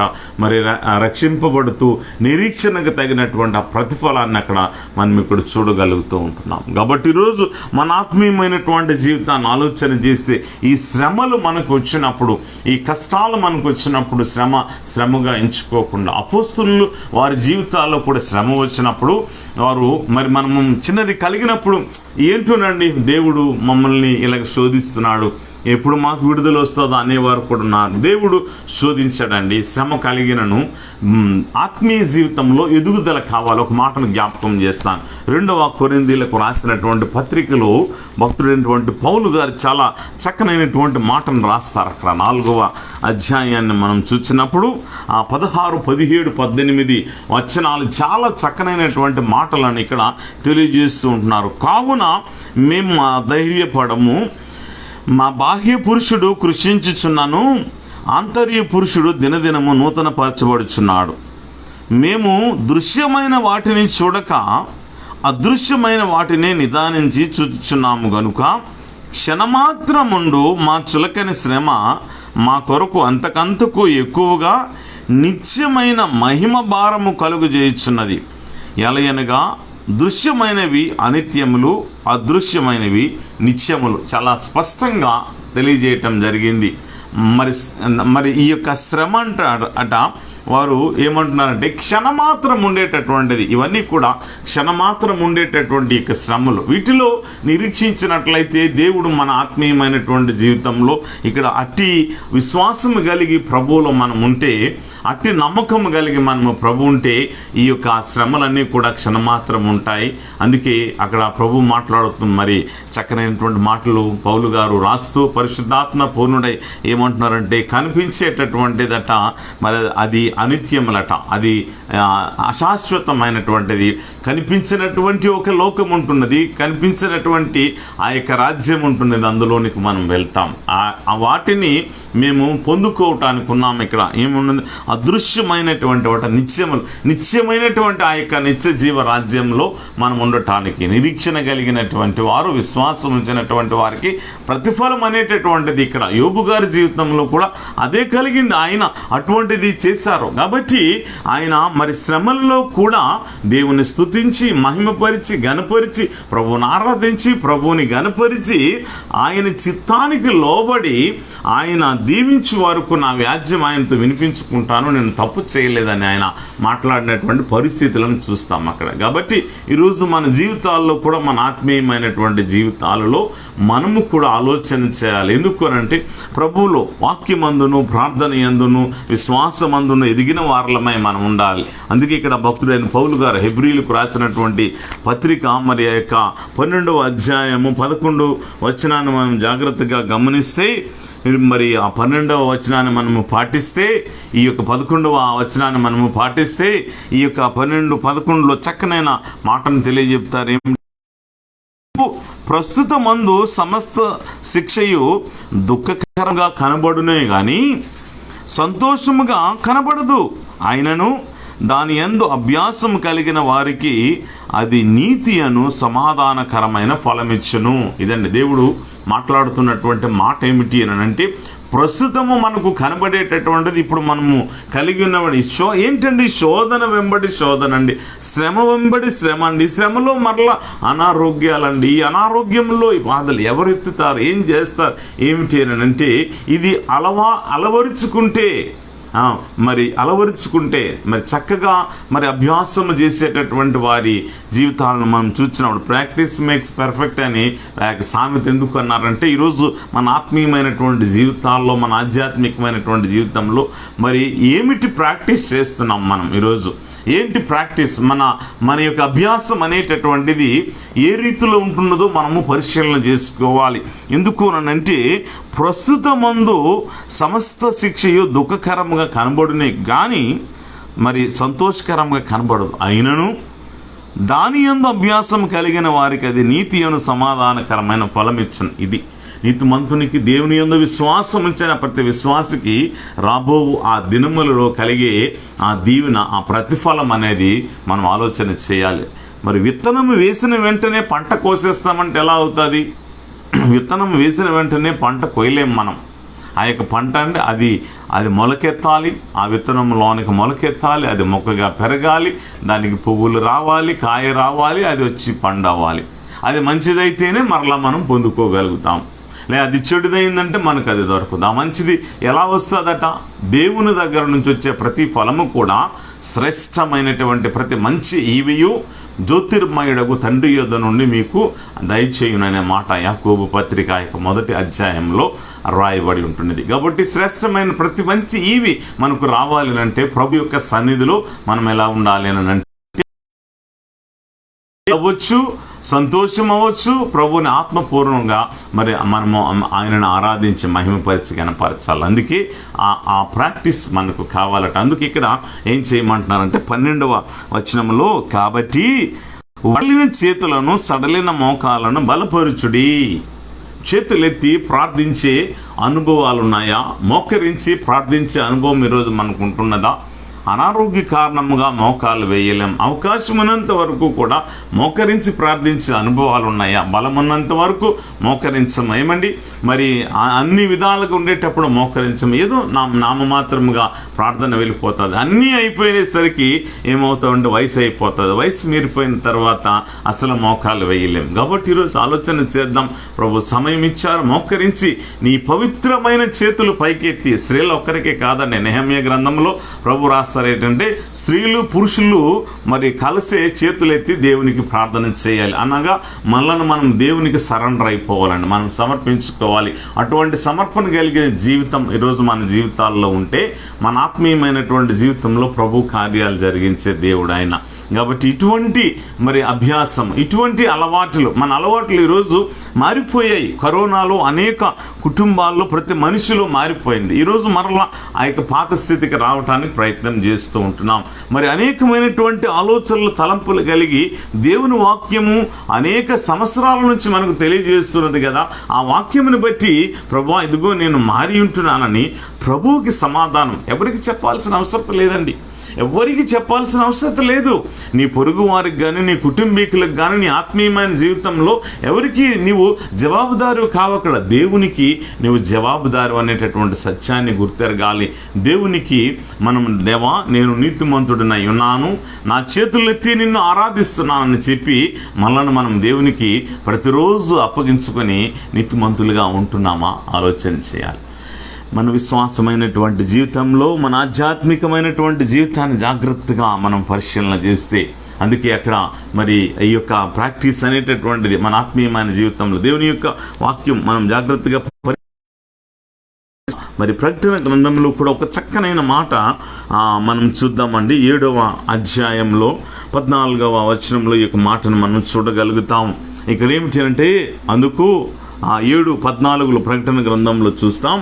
అందుకు నేను అయ్యా నీకే తెలియననగా అతడు ఇలాగా నాతో చెప్పెను, వీరు మహాశ్రమల నుండి వచ్చిన వారు గొర్రెపిల్ల రక్తములో తమ వస్త్రములను ఉతుకుకొని వాటిని తెలుపు చేసుకొనిరి అట. మరి ఇవన్నీ మనం ధ్యానించాలంటే సమయం లేదు, కానీ వారట ఎందులో నుంచి వచ్చారటండి? మహాశ్రమలలో నుండి వచ్చారట. ఈరోజు మరి ఆ యొక్క రాబో ఆ దినములలో అనేకులట ఈ యొక్క మహాశ్రమల్లో వచ్చినప్పటికీ నిత్యమైనటువంటి కనిపించని ఆ యొక్క నిత్యమైనటువంటి ఆ యొక్క రాజ్యంలో వారుండి వారు దేవుని యొక్క సన్నిధిలో వారు ఉన్నారు. కాబట్టి దేవుడు ఎటువంటి దేవుడు అంటే కృపగల దేవుడని ఇక్కడ మనం చూస్తూ ఉంటున్నాం. అందుకే ఈరోజు మన యొక్క విశ్వాసము, మన ఆత్మీయమైన జీవితం, పేతురు గారు ఒక చక్కనైన మాటను అంటారు. 1వ పేతురు పత్రికలో మనం చూస్తామండి. ఈరోజు క్రైస్తవ విశ్వాసి తమ ఆత్మీయమైనటువంటి ఆధ్యాత్మికమైనటువంటి జీవితాన్ని మనము చూడగలుగుతాం. ఏంటంటే మరి పేతురు గారు మరి చక్కగా రాస్తూ 1వ పేతురు 1వ అధ్యాయంలో ఆ మహాశ్రమం నుంచి వచ్చిన వారు ఆ శ్రమకు కలిగిన కారణం ినట్లయితే ప్రపంచంలో వచ్చేటటువంటిది శేషించినటువంటి ప్రజలందరూ కూడా దేవుని రాజ్యానికి వెళ్ళి ఆ యొక్క మరి గొర్రెపిల్ల రక్తములో కడుగుకొని తమ వస్త్రములు తెలుపు చేసుకున్నారట. ఇక్కడ 1వ అధ్యాయంలో పేతురు గారు రాసినటువంటి పత్రికను చూసినట్లయితే 1వ అధ్యాయము మరి 7వ వచనం, 1వ పేతురు 1వ అధ్యాయం 7వ వచనంలో చక్కనైన మాటను మనం చూడగలుగుతాం. ఏంటంటే మన ఆత్మీయ స్థితి ఇక్కడ జ్ఞాపకం చేస్తూ ఉంటున్నది. ఏంటంటే నశించిపోవు సువర్ణము అగ్ని పరీక్ష వలన శుద్ధపరచబడుచున్నది కదా, దానికంటే అమూల్యమైన మీ విశ్వాసము శోధనల చేత పరీక్షకు నిలిచినదై యేసుక్రీస్తు ప్రత్యక్షమైనప్పుడు మీకు మెప్పును మహిమయు ఘనతయు కలుగుటకు కారణమగును అట. ఆలోచన చేద్దాం. మన ఆత్మీయమైన జీవితం ఉజ్జీవపరచడానికి దేవుడు ఎంత చక్కనైనటువంటి మాటను రాశాడండి. ఏమండి, నశించిపోయేటటువంటి సువర్ణము మరి అగ్ని పరీక్షకు అది ఏమవుతుందంటే తట్టుకొని నశించిపోవటం. అంటే బంగారము పాతదైన తరువాత ఏమండి, బంగారం ఒకవేళ మనకి ఉంటే పారేస్తామా? పాత సత్తు గిన్నెలు పారేస్తాం ఏమండి, అది కూడా పారేస్తున్నామా ఈరోజు? దాని బదులు ఇంకొక వస్తువును తీసుకుంటున్నాం తక్కువ ధరకి ఇచ్చి, ఏది కూడా పారేయం. అటువంటిది ఇక్కడ మరి బంగారముతో క్రైస్తవ విశ్వాస జీవితాన్ని అంటే పోల్చారు. ఏమిటంటే విశ్వాసములో దిగజారిపోయిన విశ్వాసికి ఈ మాట ఎంత చక్కనైనటువంటిదంటే, ఒకవేళ మనం దిగజారిపోతున్నామేమో, మనం అనుకుంటున్నాం విశ్వాసంలో ఉన్నామని. అందుకే ఇక్కడ నశించిపోవు సువర్ణము అగ్ని పరీక్ష వలన శుద్ధిపరచబడుచున్నది కదా, దానికంటే అమూల్యమైన మీ విశ్వాసము శోధనల చేత పరీక్షకు నిలిచినదై. శోధన వచ్చినప్పుడు అంటే అగ్నిలో ఆ యొక్క బంగారం, పాత బంగారం వేసినప్పుడు మరలా ఏమవుతుందండి, దానికి పట్టినటువంటి ఆ కిలుమంతా కూడా పోయి మరలా దాని యొక్క సహజ స్థితి మరలా వచ్చి ఆ షైనింగ్ అనేటటువంటిది ఉంటుంది. కాబట్టి ఈరోజు నీవు ప్రకాశించేటటువంటి క్రైస్తవునిగా ఉన్నావా? ఒకవేళ మరుగు పడిపోయి మరలా నీవు దేవుని యొక్క పరిశుద్ధాత్మ అనేటటువంటి అగ్నిలో, వాక్యం అనేటటువంటి అగ్ని చేత కాల్చబడి ప్రభు తట్టు తిరిగి ఈరోజు పరిపూర్ణతలోనికి నీవు వచ్చావా లేదా అనేటటువంటిది ఆలోచన చేయాలి. శోధింపబడ్డానండి, శ్రమ వచ్చింది, అందరికీ శ్రమ కలుగుతుంది, అందరికీ కష్టం కలుగుతుంది. ఈ కష్టం కలిగినంత మాత్రాన దేవుడు విడిచిపెట్టాడని నీ విశ్వాస జీవితంలో, నా విశ్వాస జీవితంలో దిగజారిపోతే నష్టపోయేది మనమే, ప్రభు కాదు. నష్టపోయేది మనం. అందుకే దేవుడు అవకాశం ఇస్తున్నాడు కాబట్టి, ఇంకా ఆయన రాకడ ఆలస్యం చేస్తున్నాడు కాబట్టి ఆయన తట్టు మనం తిరిగితే, ఇదిగో మరి ఈ యొక్క అగ్ని పరీక్ష వలన బంగారం ఎలాగైతే శుద్ధిపరచబడుతుంటున్నదో అటు రీతిగా మన యొక్క జీవితమును, ఆత్మీయ జీవితాన్ని వాక్యము చేత, పరిశుద్ధాత్మ చేత మన యొక్క ఆత్మీయమైన జీవితాన్ని మనము మరలా వెలిగించుకుంటే, ప్రియమైన దేవుని సంగమ, ఎంత చక్కనైన మాట. యేసు క్రీస్తు ప్రత్యక్షమైనప్పుడు మీకు మెప్పును, మహిమయు, ఘనతయు కలుగుటకు కారణమగునట. కాబట్టి ఇంత గొప్ప దేవుడు. కాబట్టి మన విశ్వాసము ఒకవేళ దిగజారిపోతే ఈరోజే ప్రభు తట్టు తిరిగినట్లయితే మరలా దేవుని వాక్యము చేత మనము బలము పొందిన వారులుగా మనం ఉంటే మన ఆత్మీయమైనటువంటి జీవితంలో ఆశీర్వాదం ఉంటుంది. దేవుడే ఒకవేళ నిన్ను నన్ను శోధిస్తే ఎంత ధన్యతో చెప్పనా అండి. ఇక్కడ యోబు భక్తుడు ఒక చక్కనైన మాటను మాట్లాడతారండి. చూడండి, ఇక్కడ యోబు గ్రంథంలో మనం ఒకసారి చూస్తే 5వ అధ్యాయానికి ఒకసారి మనము వద్దాం. ఎందుకంటే యోబు భక్తుడు రాసినటువంటి యొక్క మరి ఈ యొక్క మాటలలో 5వ అధ్యాయము 17వ వచనాన్ని జాగ్రత్తగా గమనించినట్లయితే 17 నుంచి ఏమి ఉంటుంది? దేవుడు గద్దించు మనుష్యుడు ధన్యుడు, కాబట్టి సర్వశక్తుడగు దేవుని శిక్షను తృణీకరింపకము. ఆయన గాయపరిచి గాయమును కట్టును, ఆయన గాయము చేయును, ఆయన చేతులే స్వస్థపరచునట. ఎంత చక్కనైన దేవుడండి. ఆయన గాయము చేసినట, ఆ గాయమును కట్టునట. ఆ కట్టినటువంటి దేవుడు కాబట్టి అది కట్టేట ఏంటండి, ఆయన చేతులే స్వస్థపరచును. ఈరోజు నేనైతే అనుభవిస్తున్నాను, ప్రభు గాయం చేయలేదు, మా నిర్లక్ష్యం బట్టి వచ్చినటువంటి అనారోగ్యాల తప్ప నా దేవుడు ఎప్పుడు కూడా అందులోనికి నడిపించాడు. మరి ఆయన స్వస్థపరిచి లేవనైతే ఏమంటున్నారటండి, 6 బాధలలో నుండి ఆయన నిన్ను విడిపించును, 7 బాధలు కలిగినను నీకు ఏ కీడును తగలదు, క్షామకాలమున మరణము నుండి, యుద్ధమున ఖడ్గబలము నుండి ఆయన నిన్ను తప్పించును, నోటి మాట చేత కలుగు నొప్పి నీకు తగలకుండా ఆయన నిన్ను చాటు చేయును, ప్రళయము వచ్చినను నీవు దానికి భయపడవా, పొలములోని రాళ్లతో నీవు నిబంధన చేసుకొని ఎందు. ప్రియ దేవుని సంగమా, ఈరోజు ఆలోచన చేద్దాం. ఇంత గొప్ప దేవుడు, ఇన్ని వాగ్దానములు మనకి అందుకే ఆయన గద్దించే మనుష్యుడట, ధన్యుడట. ఒకవేళ దేవుడే గద్దిస్తే, దేవుడే హెచ్చరిస్తే దేనికో తెలుసటండి, ఆయనతో సహవాసము చేయటానికి ప్రభువు గద్దిస్తారు తప్ప నీవు నేను నాశనమైపోవాలని దేవుడు గద్దించడండి. నీవు నేను శ్రమల పాలవ్వాలని దేవుడు గద్దించడండి.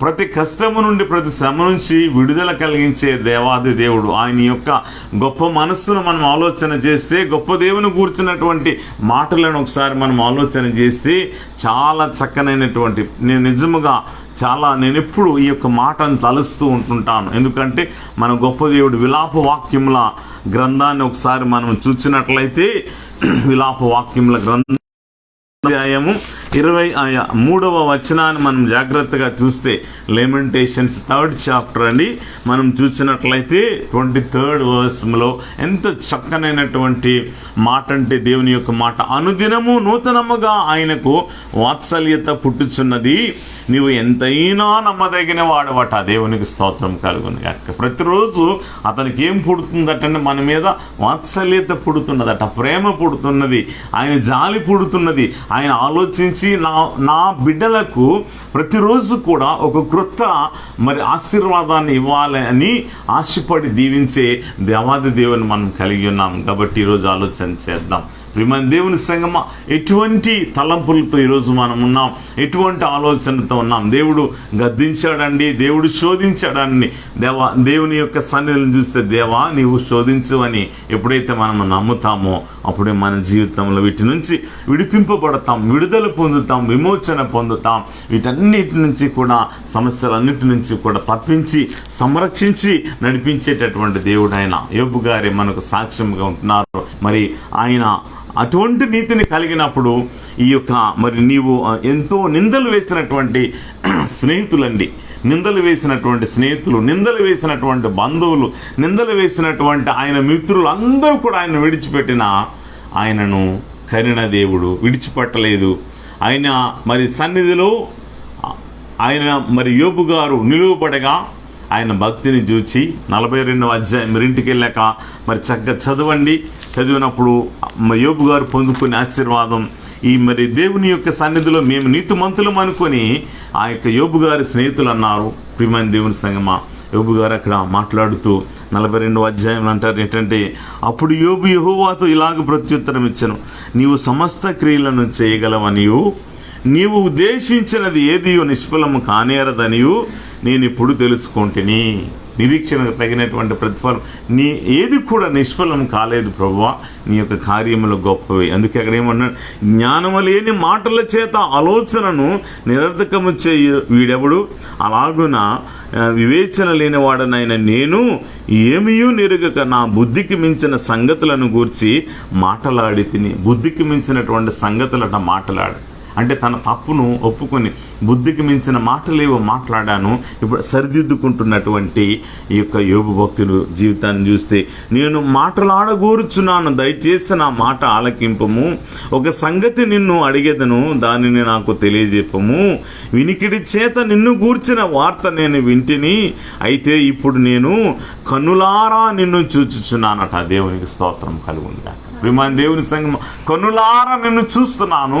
నా దేవా, నువ్వెంత మహిమగల దేవుడవో, ఎంత కృపగలిగిన దేవుడవో, ఎంత గొప్ప దేవుడు అనేటటువంటిది ఇక్కడ నేను చూచాను కనుక అని సాక్ష్యం ఇస్తూ ఆయన మాట్లాడినప్పుడు అప్పుడు దేవుడే మాట్లాడాడు. ఈ యొక్క స్నేహితులు వచ్చి తప్పు అయిపోయిందని చెప్పినప్పటికీ యోబు గారు గురించి దేవుడు చెప్తున్నటువంటి మాట ఏమిటి అని అంటే, నా భక్తుడైనటువంటి యోబు మీ నిమిత్తము ప్రార్థన చేస్తేనే నేను క్షమిస్తానన్నాడు దేవుడు.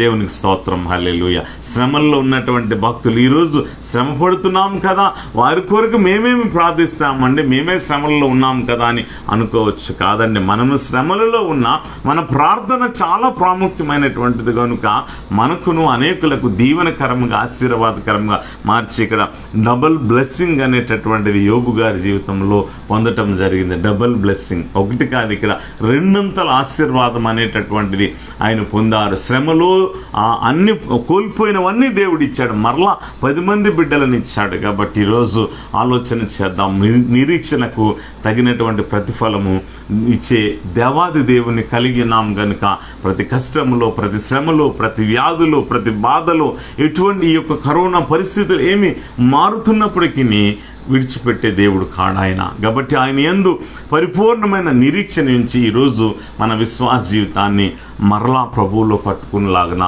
దేవుడి మాటలు దీవించి ఆశీర్వదించి నడిపించునుగాక. తల వంచి ప్రార్థన చేసుకుందాం. తల వంచి ప్రార్థన చేసుకుందాం.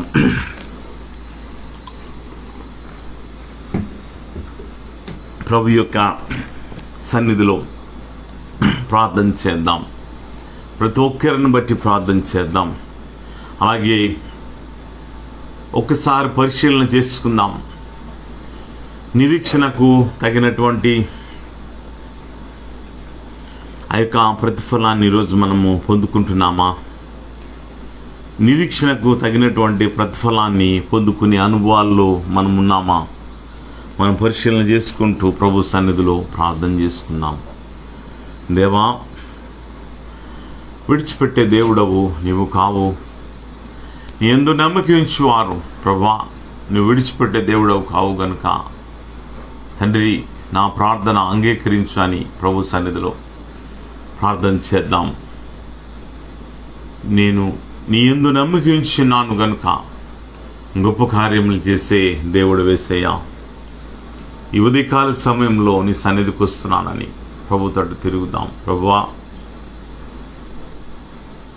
నశించిపోయేటటువంటి సువర్ణము అగ్ని పరీక్షకు ఎలాగైతే నిలుస్తుంటున్నదో మీ విశ్వాసం అంతకన్నా గొప్పదని మీరు మాట్లాడుతున్నారు. నిజమే, విశ్వాసము చేత జరగని కార్యం అంటూ లేదు కనుక, నమ్ముట నీ వల్లనైతే నమ్మువానికి సమస్తము సాధ్యం అంటున్నావు కనుక ప్రభువా, మేము నమ్ముచున్నాము. నీవు గొప్ప దేవుడవు అయ్యా, గొప్ప కార్యములు చేసే దేవుడవు కనుక తండ్రి, మమ్మలను జ్ఞాపకం చేసుకొని బలపరిచి ఆశీర్వదించి నడిపించువయ్యా అని మనం దేవునికి అప్పగించుకున్నాం. ప్రేమ కలిగిన మా పరలోకపు తండ్రి, కృప కలిగిన మా పరలోకపు దేవా, జీవాధిపతి అయిన తండ్రి, నీకు వందనాలు చెల్లిస్తున్నాం. ప్రభువా, ఇంతవరకు నాయన మీరు మాతో మాట్లాడి మీరు బలపరిచిన విధానం కొరకు వందనాలు చెల్లిస్తున్నాం.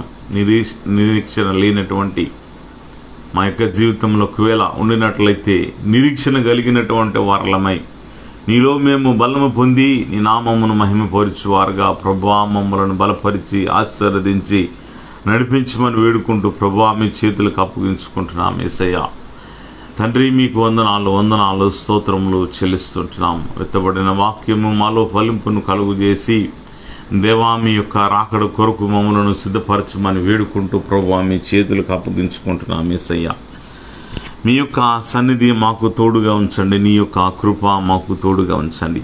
మీరు ఇచ్చిన వాక్యము దేవా మాకు జీవమై ఉంటున్నది ప్రభువా. మీ వాక్యము మమ్ములను బ్రతికించుచున్నది ప్రభువా. మీ వాక్యము నాయన మా బాధలో మాకు నెమ్మది కలుగు చేయుచుంటున్నది ప్రభువా. మీ వాక్యము దేవా ఈ లోకంలో మాకు వెలుగై నడిపిస్తున్నది ప్రభువా. త్రోవ తప్పిన మా జీవిత బ్రతుకులు నీ వాక్యము ద్వారా సరిచేయబడుతున్నవి ప్రభువా. మేము నీలో బలముందటానికి, నీలో దీవించబడటానికి, నీ యొక్క అపారమైన కృపకు పాత్రులుగా చేస్తున్నటువంటి నీ యొక్క వాక్యమును బట్టి మీకు వందనాలు స్తోత్రాలు చెల్లిస్తూ మీ చేతులకు అప్పగించుకుంటున్నాము. ఇంతవరకు తండ్రి, మరి మీరు నడిపించిన విధానం కొరకు వందనాలు అయ్యా. నాకు ఇచ్చిన ఈ యొక్క స్వస్థత కొరకు వందనాలు తండ్రి. మరి అలాగే నీ దాసురాలు ఇంకను ముట్టి సంపూర్ణమైన స్వస్థత దయచేయండి.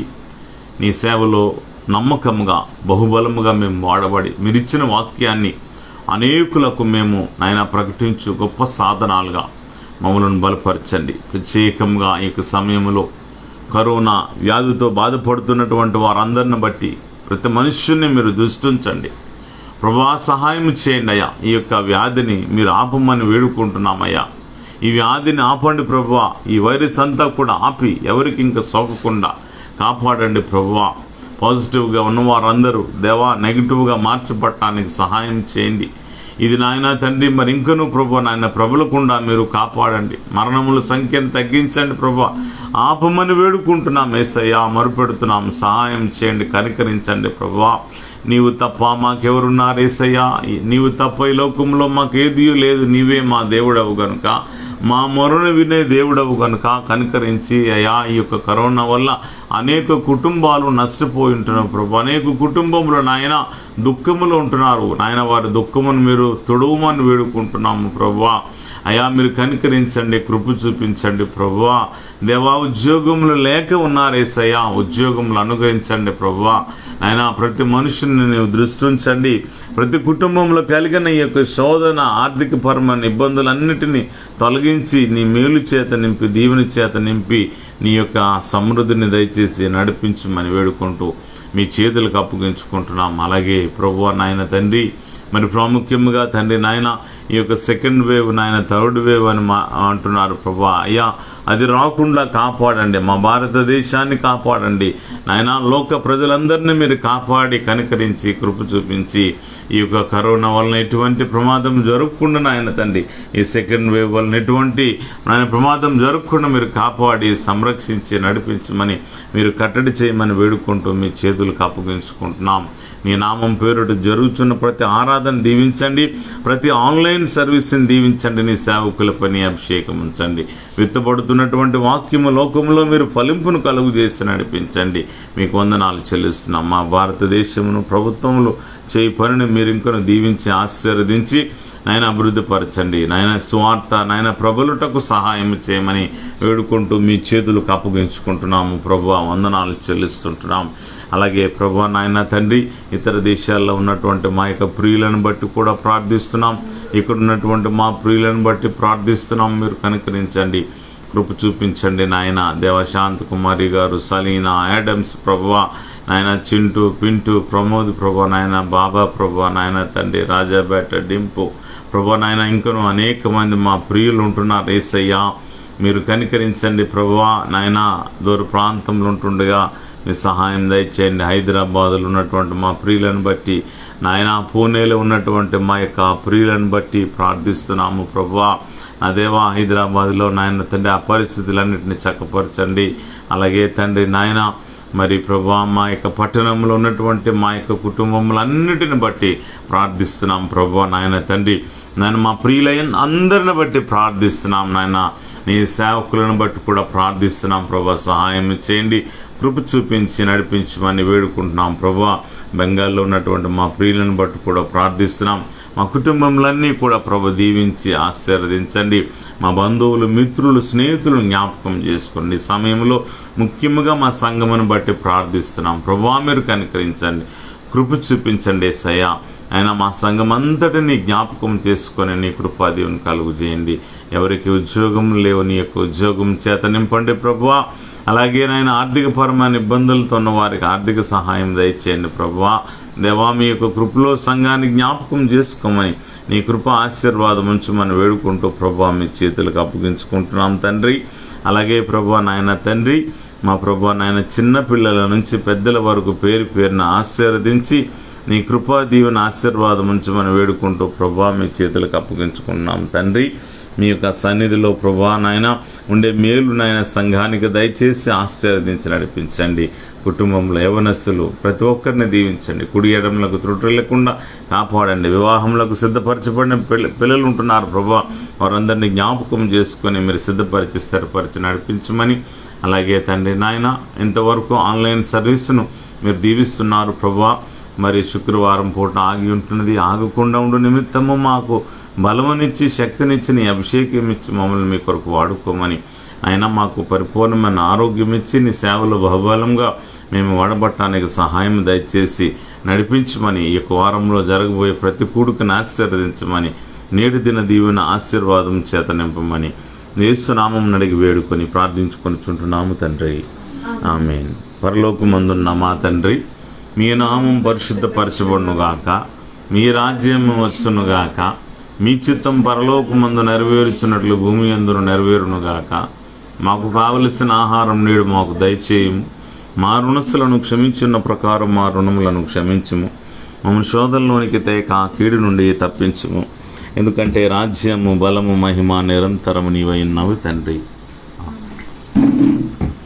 మన పరమ తండ్రి అయిన దేవుని ప్రేమ, కుమారుడును రక్షకుడునైన గొర్రెల గొప్ప కాపరి అయిన క్రీస్తునాథుని కృప, పరిశుద్ధాత్మని యొక్క అన్యోన్య సహవాసము, కాపుదల ఆన్లైన్లో పాల్గొన్న ప్రతి ఒక్కరికి, ప్రతి కుటుంబమునకును, సంఘమునకును, చూడబోయే వారికి, కుటుంబములకును ప్రభు తన దీవెన ఆశీర్వాదమును, ప్రభు తన కృపాక్షేమముల చేత సదా ఆశీర్వదించి నడిపించునుగాక. ఆమేన్. ఆశీర్వాదంబుల్ మా మీద వర్షింపజేయుమిషా,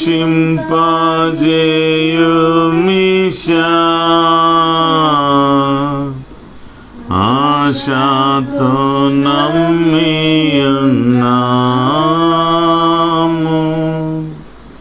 నీ సత్య వాగ్దాతము ఈ మాయి మీద కృమరించుము దేవా, కృమార ప్రేమవశంబు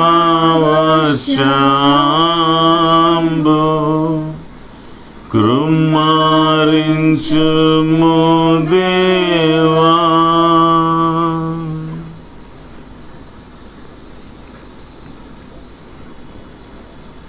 ఆమేన్. Praise the lord.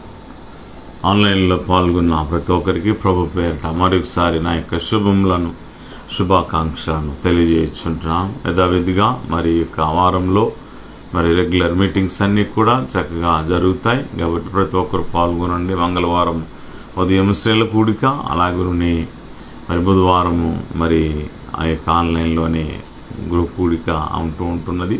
అలాగే శుక్రవారం ఉపవాస ప్రార్థన కూడిక ఈ ఫేస్బుక్ లైవ్లో ఉంటున్నది. అలాగే ఆదివారం మరలా ఉదయం 10 గంటలకు ఫేస్బుక్లోనే లైవ్ ఆరాధన ఉంటున్నది కనుక ప్రతి ఒక్కరూ పాల్గొనాలని, ప్రతి ఒక్కరూ పాల్గొని మీ యొక్క మరి సమయం కేటాయించి ప్రభు యొక్క దీవెనలు, ప్రభు యొక్క ఆశీర్వాదం మీరందరూ పొందాలని ప్రభు మిమ్మలను దీవించి ఆశీర్వదించి నడిపించునుగాక. Praise the lord.